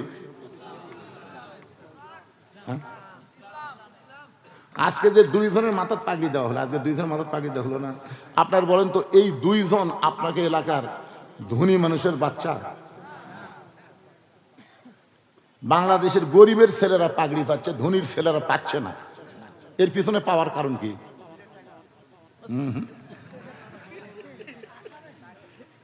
আরে পাগলা, হযরত আলীর মতন মহামানব জ্ঞানী যদি শিক্ষামন্ত্রী হয়, মনে করেন এইরকম শিক্ষামন্ত্রী যদি হতো বাংলাদেশে, তাহলে আগেই ঘোষণা করতো খায়রুকুম মান তাআল্লামাল কুরআন ওয়া আল্লামাহ।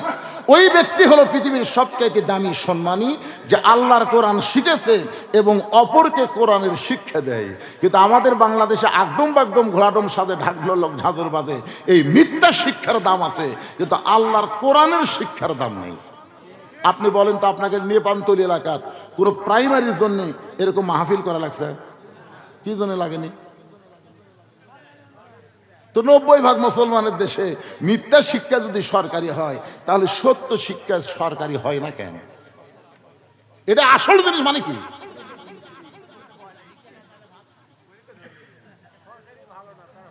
শোনেন শোনেন বলি, এই যে হাফিজ সাহেবের ফজিলত খালি গরিবেরা বিশ্বাস করছে, ধনীরা করেনি। ধনীরা যদি আজকে বিশ্বাস করত, মোর্শেদ মিল্টনের একটা বাচ্চা যদি এই মাদ্রাসাত পড়তো, মোর্শেদ মিল্টন এমপি হয়ে যখন সংসদে যাবে, আর এক এমপির বেটা এক হাফিজের মাহাত পড়ে, আর এক এমপির বেটা আর এক হাফিজের মাহাত পড়ে, তখন সংসদে গিয়ে বলে মানুষ স্পিকার স্যার 90% মুসলমানের দেশে প্রাইমারি সরকারি হলে কোরআন শিক্ষার মাদ্রাসা অবহেলিত কেন থাকবে? আমরা মুসলমান, আমরা কোরআন শিক্ষার গুরুত্ব চাই। সঙ্গে সঙ্গে স্পিকার বলবে আজ থেকে প্রাইমারি ধ্বংস করে দিয়ে ওই প্রাইমারিকে হাফিজি মাদ্রাসা ঘোষণা করা হলো। জোরে কথা কন না কেন? আইরে আই টিয়ে নাই ভরা দিয়ে না গেল বল মাসে তাই না দিকে ভদর নাচে। আপনার কোন এর মধ্যে একটা কথা সত্যি আছে? আমার মাদ্রাসার বাচ্চা আব্দুল্লাহ পেশাব করবার যায় 3 বার কাশে। আমি বললাম কাশিস করে আব্দুল্লাহ, তোর কাশ আছে? না স্যার, পেশাব নিংড়াচ্ছি। গলা খাঁকারে দিয়ে পেশাব নিংড়াই, পানি খরচ করে উজু করে। আব্দুল্লাহ উজু করিস কেন? বলে হুজুর আপনি জানেন না আমরা আল্লাহর কোরআন পড়ি হুজুর, এই কোরআন ধরবার গেলে পবিত্র হওয়া লাগে হুজুর, আপনি জানেন না? 7 বছরের বাচ্চা আব্দুল্লাহ কি কয়? আর 9 বছরের বাচ্চা প্রাইমারি 2-এ পড়ে, পিঠের ওর ব্যাগ থেকে খাড়া হয়ে মারতেছে। আমার গ্রামের এক ছেলে পেশাব দিয়ে 40 লিখছে, জানেন? আসলে কিয়ামতের লক্ষণ। ওই যন্ত্র দিয়ে বার করে পেশাব দিয়ে আগে লিখছে 4, পরে দিয়ে 0। আমি মারছে দৌড়, আমি দৌড়ে গেছে ধরে বললাম, কেরে পাগলা কোন ক্লাসে পড়িস? 2-এ পড়ি স্যার। কেমনে পেশাব করা লাগে তোর স্যার শিখায়নি? বসে থেকে পেশাব করবি। ও বলছে চাষা দেখি কম, প্রাইমারি পেশাবখানার যার দিকে আমার স্যারই খাড়া হয়ে পেশাব করে চাষা। তাহলে আর স্যার যদি খাড়া হয়ে মারে তুই বসবি?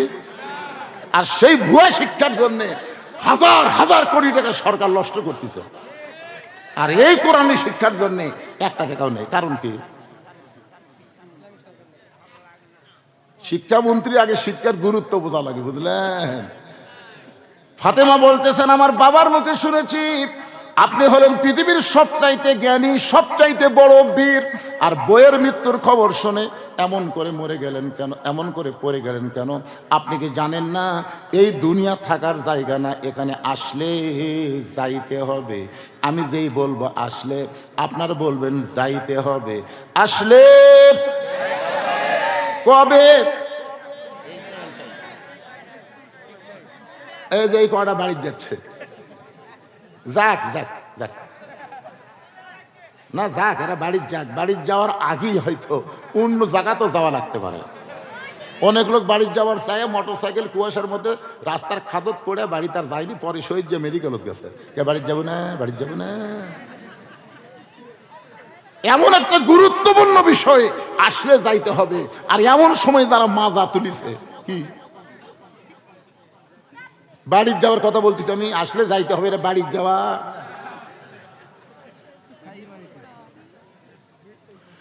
একটু মনোযোগ দিয়ে শুনবেন।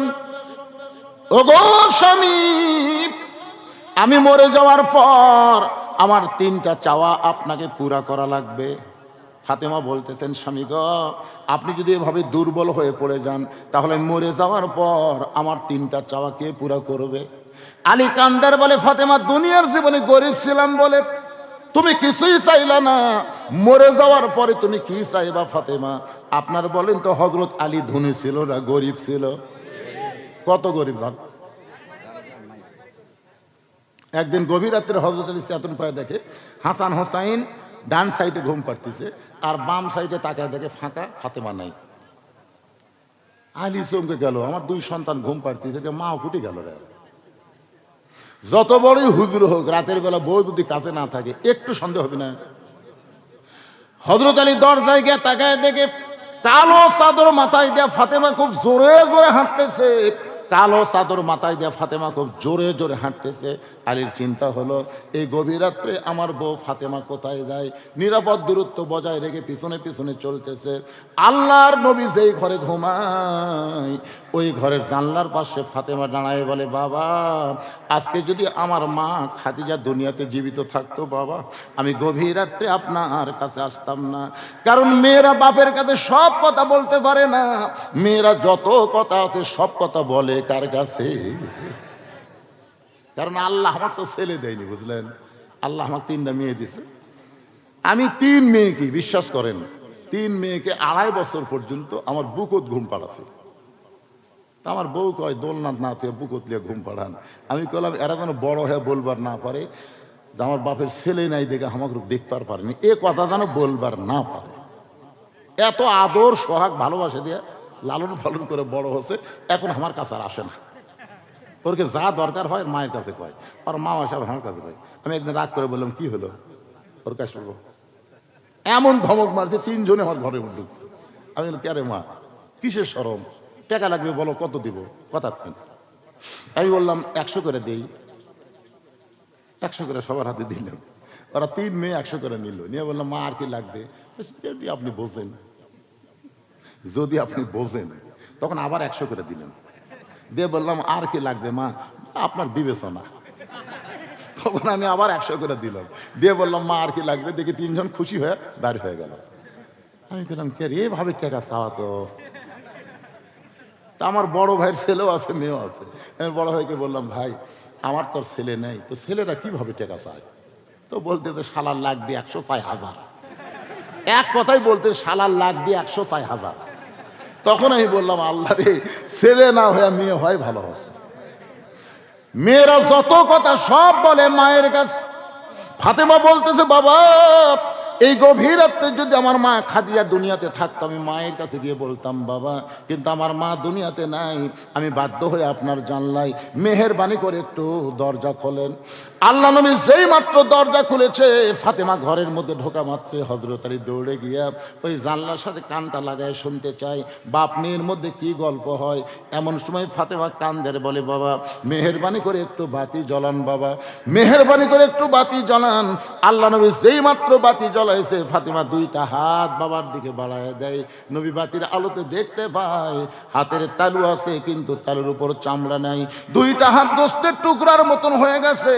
ফাতেমা বলতেছে বাবা আমার এই 2টা হাত আমার স্বামীর কাছে গোপন করেছে, বাবা আমার স্বামী দেখলে বড় কষ্ট পাবে, আমার হাসান হোসাইন দেখলে খাওয়া বন্ধ করে দিবে, এই দিন গভীর রাতে আপনার কাছে আইছি বাবা, আপনি বাবা হয়ে দুঃখিনী মেয়ের জন্য মাত্র 3টা দিনের খাবার ব্যবস্থা করেন। এই 3টা দিন পরে যখন আমার হাতটা ভালো হবে আমি আবার জাতা ঘুরাইয়া জবের আটা গমের আটা বের করবো, বাবা মেহেরবানি করে 3টা দিনের জন্য খাবার ব্যবস্থা করেন।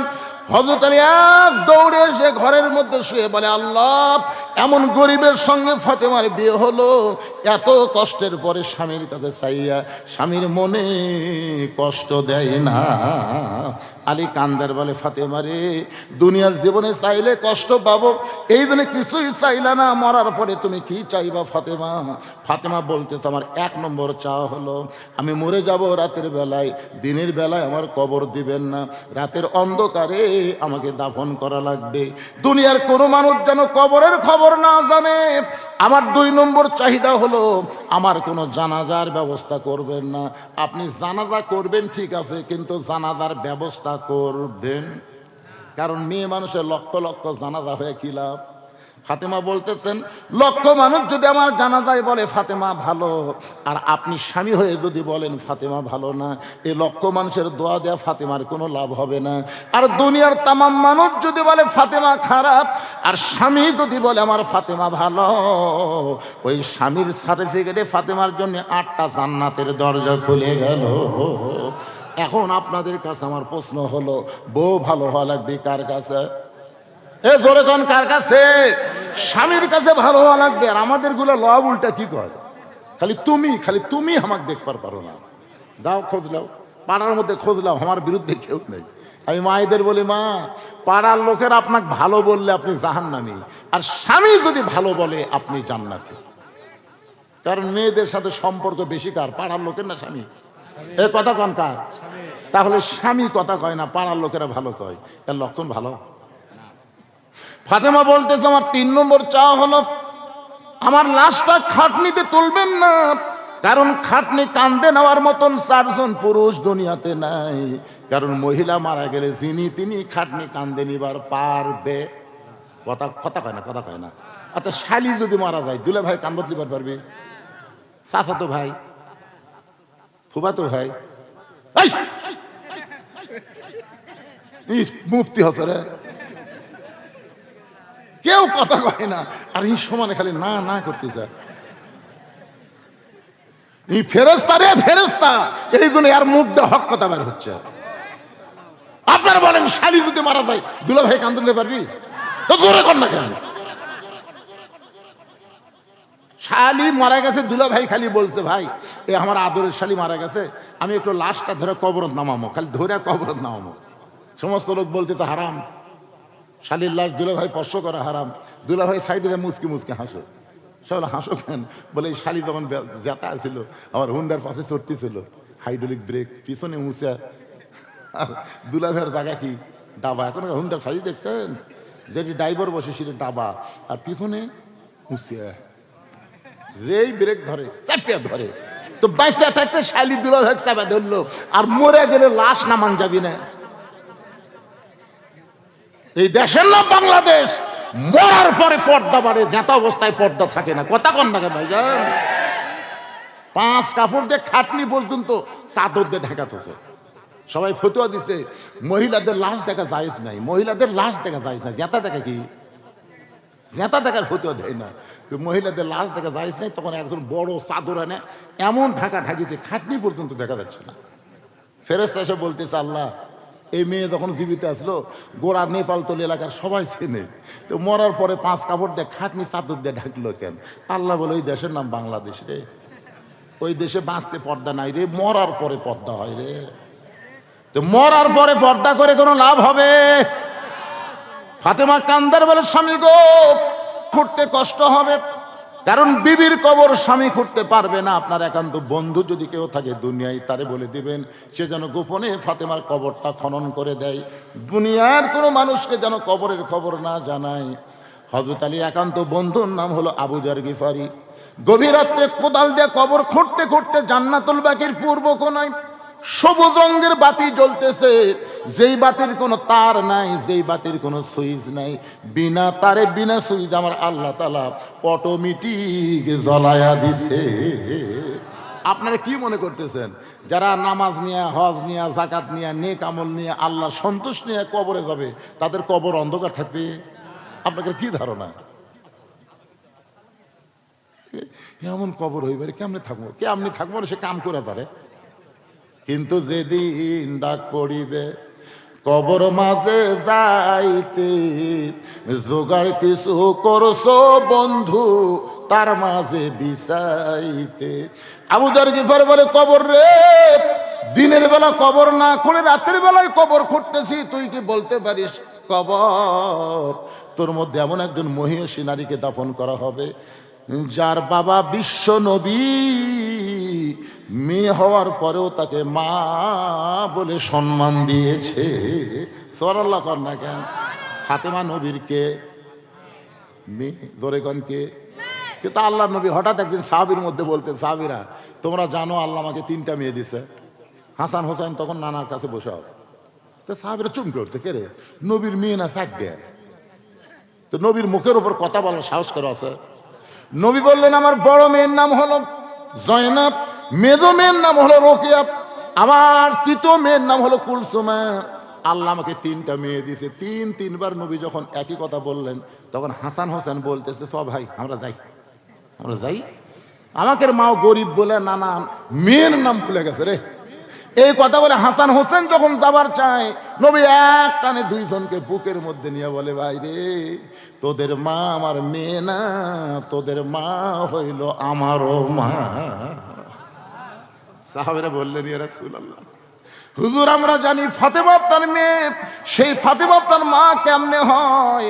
আল্লাহ নবী বললেন, তাহলে শোনো, তাইফের ময়দান থেকে রক্তমাখা শরীর নিয়ে আমি যখন মক্কায় ঘুরে আসলাম, আমার বড় মেয়ে, মেজো মেয়ে, আমার কুলসুমা, জয়নাব, রোকেয়া, কুলসুমা, এরা 3 জন ঘরের মধ্যে ঢুকে আমাকে বলল, বাবা আপনি তাইফে কেন গেলেন? বাবা তাইফবাসী এত পাথর মারছে, এই কষ্ট আপনি কেমনে সহ্য করবেন?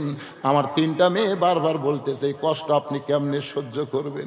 3টা মেয়ে যখন চলে যায়, এমন সময় আমার ছোট মেয়ে ঘরের মধ্যে ঢুকে বলে, বাবা এই কষ্ট আমি সহ্য করতে পারতেছি না বাবা, আপনার গায়ে ওরা পাথর মারছে কিন্তু আমার কলেজে রক্ত ঝরতেছে। রাসূল বলে, সাহাবীরা রে, ফাতেমা যখন বললাম এই কষ্ট সহ্য করতে পারতেছে না, আমি তাকায় দেখি পানি গরম করে, জয়তুনের তেল গরম করে আমার গা থেকে কাপড় খুলে যত জায়গায় তাইফবাসী পাথর মারছে, প্রত্যেকটা জায়গা নরম কাপড় গরম পানির মধ্যে চুবড়ায়া চুবড়ায়া আমার গোটা দেহ পরিষ্কার করে ফাতেমার নরম আঙ্গুলের মধ্যে জয়তুনের তেল নিয়ে আমার যখন মালিশ করে দেয়, আমি কখন যেন ফাতেমার উরুটাকে বালিশ বানায় ঘুমায় গেছি। ওই ঘুমের ঘরে স্বপ্নে দেখতে পাই আমার মা আমেনা আমার শিওরের পাশে দাঁড়ায় কাঁদতেছে। এই বললাম, মা এত বছর পরে আইছেন, আপনাকে আর যাবার দেব না। আমি স্বপ্নকে বাস্তব মনে করে মার হাতটা যখন খপ করে ধরলাম, এমন সময় ফাতেমা আমার কপালে চুমা খায়। ওই ফাতেমার চোখের পানি আমি নবীর চোখের মধ্যে গিয়ে আমার ঘুমটা ভেঙে যায়। আমি কইলাম, ফাতেমা রে, তুই এমন করে কেন কান্দিস মা? ফাতেমা বলে, বাবা আমি কান্দি না, বরং আপনি আমাকে কান্দান। আপনি ঘুমের ভোরে মা বলে আমার হাতটা চাইবা ধরছেন, এখন পর্যন্ত আমার হাতটা ছাড়েন নাই। রাসূল বলে, ফাতেমা ঘুমের মধ্যে মা বলে তোর হাতটা যদি চাইবা ধরি, তাহলে শোন, তুই শুধু আমার মেয়ে না, তোর চেহারার মধ্যে আমার রয়েছে মা আমিনা। আবু যার গিফারে বলে, খবরদার বেয়াদবি করবি রে। তোর মধ্যে এমন একজন বিবি আসবে যার স্বামী হল আসাদুল্লাহিল গালিব। কোদাল দিয়ে কবর খুঁড়তে খুঁড়তে বলে, কবর রে, তুই কি বলতে পারিস তোর মধ্যে কাকে দাফন করা হবে? তার 2টা সন্তান জান্নাতি যুবকদের সর্দার হবে। খবরদার বেয়াদবি করবি না। এই বলে আবার যখন কোদাল মারতে চায়, হঠাৎ একটা আওয়াজ আসতেছে। আপনারা যেন মনে করেন না এটা ফাতেমার জন্যে, এটা হলো আমাদের সকলের জন্য বলতেছে। এই কবর কার মা, কার মেয়ে, কার বিবি দেখবে না, কবর দেখবে আমল যদি ভালো হয় তাহলে কবর তার জন্য জান্নাতের বাগান হয়ে যাবে। আমল যদি খারাপ হয় কবর জাহান্নামের গর্ত হবে। ভাইজান, আমরা সবাই কবরে যাব। কবরে যাওয়ার আগে এই নবীর এতিম মাদ্রাসায় একটা কোরআন শরীফ দান করব। জীবনে বহু দান করেছেন ভাই, এই নবীর এতিম মাদ্রাসায় একটা কোরআন শরীফ দান করা লাগবে। একটা কোরআন শরীফ মাত্র 500 টাকা। আপনি 500 টাকা দিবেন, আপনার আমল নামায় আল্লাহ একটা কোরআন শরীফ দান করার সব দিয়ে দিবে। যাদের বাপ মা দুনিয়া থেকে বিদায় হয়ে গেছে, ওই বাপ মার কবরকে জান্নাত বানানোর জন্য এই নবীর এতিম মাদ্রাসায় একটা কোরআন শরীফ দান করবেন। একটা কোরআন শরীফ মাত্র 500 টাকা। আপনি 500 টাকা দিলে একটা কোরআন দানের সব পাবেন। কোন আল্লাহর পাগল কবরের পাথেও জোগাড় করার জন্য সর্বপ্রথম এই নবীর এতিম মাদ্রাসায় একটা 500 টাকার লোড দিবে।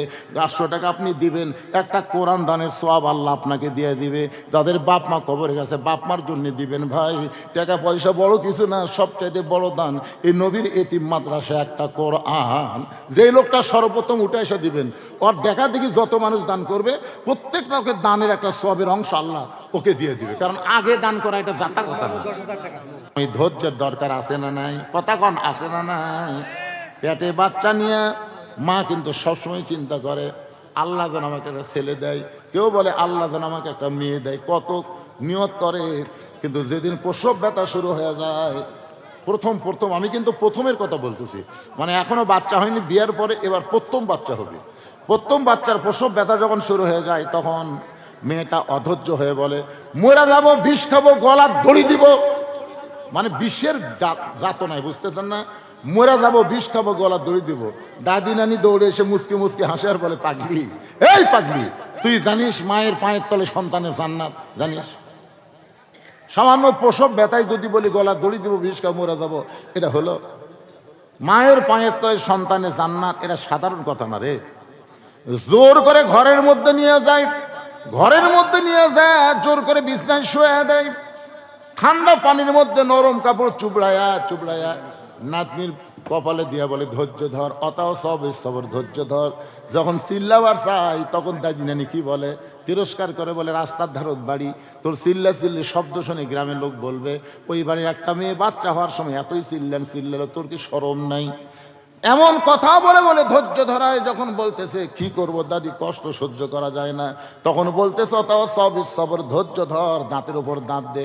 যখন দাঁতের ওপর দাঁত দিয়ে ধৈর্য ধারণ করেছে, এমন সময় দাদি ধাত্রীকে চোখ টিপে মারে ইশারা করলো, মা টান।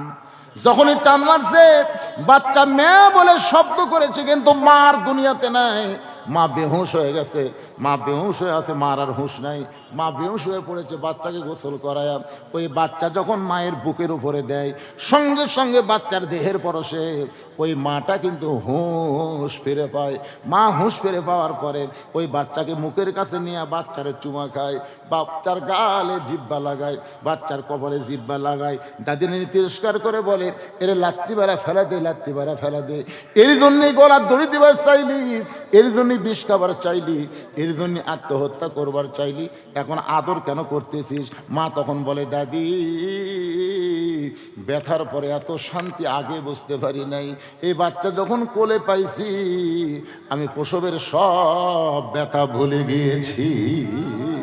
যারা আজকে কোরআনের ওয়াজ শুনতেছেন, এই কোরআন শুধু ওয়াজ শোনানোর জন্য আল্লাহ কোন দুনিয়াতে পাঠায় নাই। আমরা সবাই কোরআনের বিজয় চাই। শুধু কোরআনের ওয়াজ শুনবো না, কোরআন মোতাবেক বাংলার মুসলমান আমরা চলবো। জোরে কোন কথা ঠিক কিনা? এই শান্তি কবে হবে? কত নির্যাতন, কত নেতাকে ফাঁসি দেওয়া হলো, কতকে গুম করা হলো, কতকে জেলের মধ্যে তোলা হইলো, পঙ্গু করে দেওয়া হলো, কত হত্যা হয়ে গেল।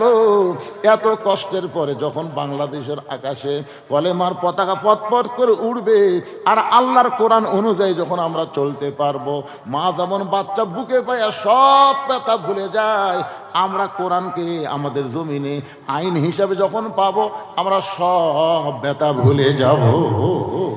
তাহলে ধৈর্য ধরার দরকার আছে না নাই? ধৈর্য ধরবো কি জন্যে?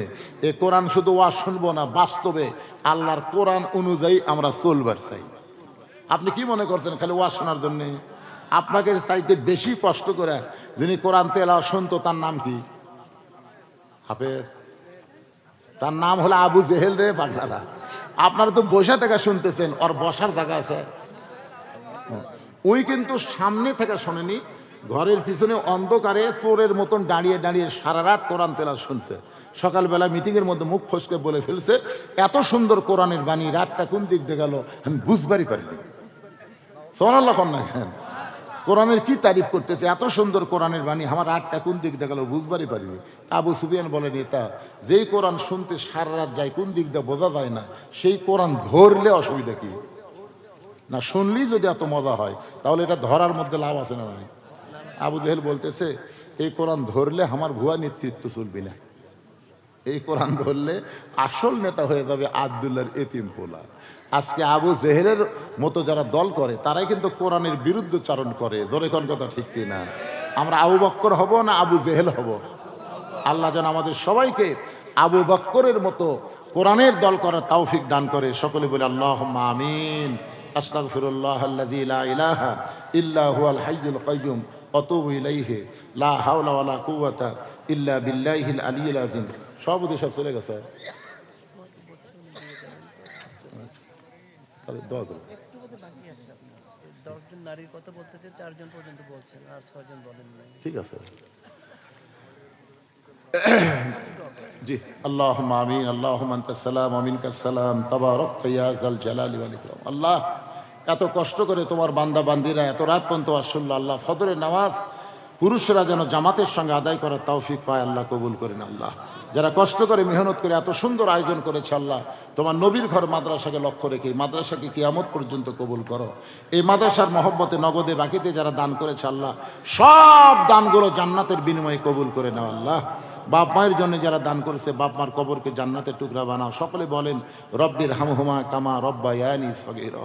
আল্লাহ, আমাদের বাপ মা যাদের কবর রাশি হয়ে গেছে আল্লাহ, বাপ মার কবরকে জান্নাতের টুকরা বানাও।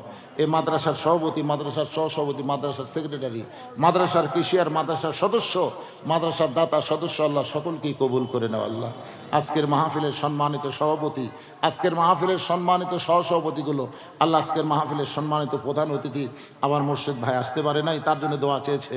আমরা প্রাণ ভরে দোয়া করব আল্লাহ, তাকে জনগণের খাদেম হিসাবে কবুল করে নাও। আল্লাহ, বেগম জিয়া দেশনেত্রী, 3 বারের প্রধানমন্ত্রী, আল্লাহ গোটা পৃথিবীর ইতিহাসে জানা যায় এত মেয়ে মানুষের জানা যায় এত লোক কোনোদিনও হয় নাই। আমাদের বাংলাদেশের নেত্রী কবরে চলে গেছে আল্লাহ, তার কবরকে জান্নাতের টুকরা বানাও। আল্লাহ, তার পাশেই তার স্বামীর কবর শহীদ প্রেসিডেন্ট জিয়া রহমান, আল্লাহ তার সন্তান আরাফাত রহমান কোকো, যারাই কবরবাসী হয়ে গেছে আল্লাহ সকলের কবরকে জান্নাতের টুকরা কবুল করে নাও। আয় আল্লাহ তাআলা, অত্র এলাকার জন্য রহমত বরকতের দরজা খুলে দাও। আল্লাহ, আমার মা বোনেরা পর্দার মধ্যে বসে ওয়াজ শুনলো আল্লাহ, আবিদা সালিহা পর্দার হিসেবে কবুল করে মা ফাতেমার চরিত্র দান করো। আমি অসুস্থ, আমার মতো অসুস্থ অবস্থায় যারা হাত তুলেছে আল্লাহ সবাইকে সুস্থতার নিয়ামত দান করে দাও। আল্লাহ, আল্লাহ মিলেমিশে মহব্বতে আমাদেরকে বসবাস করার তৌফিক দিয়ে দাও। আমরা মসজিদের মধ্যে গেলে সমস্ত দল ভুলে যাই, কোরআনের মাহফিল আসলে কোনো দলের কথা মনে থাকে না। আমরা সমস্ত মুসলমান এক হয়ে আল্লাহ তোমার কোরআনের জন্য, তোমার রাসূলের সুন্নাহর জন্যে আমরা যেন কাজ করতে পারি সে তৌফিক দিয়ে দাও আল্লাহ।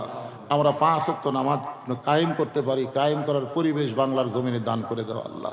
সুবহান রাব্বিকা রব্বিল ইজ্জাতি আম্মা ইয়াসিফুন ওয়া সালামুন আলাল মুরসালিন আলহামদুলিল্লাহি রব্বিল আলামিন বিরহমাতিকা ইয়া আরহামার রাহিমিন।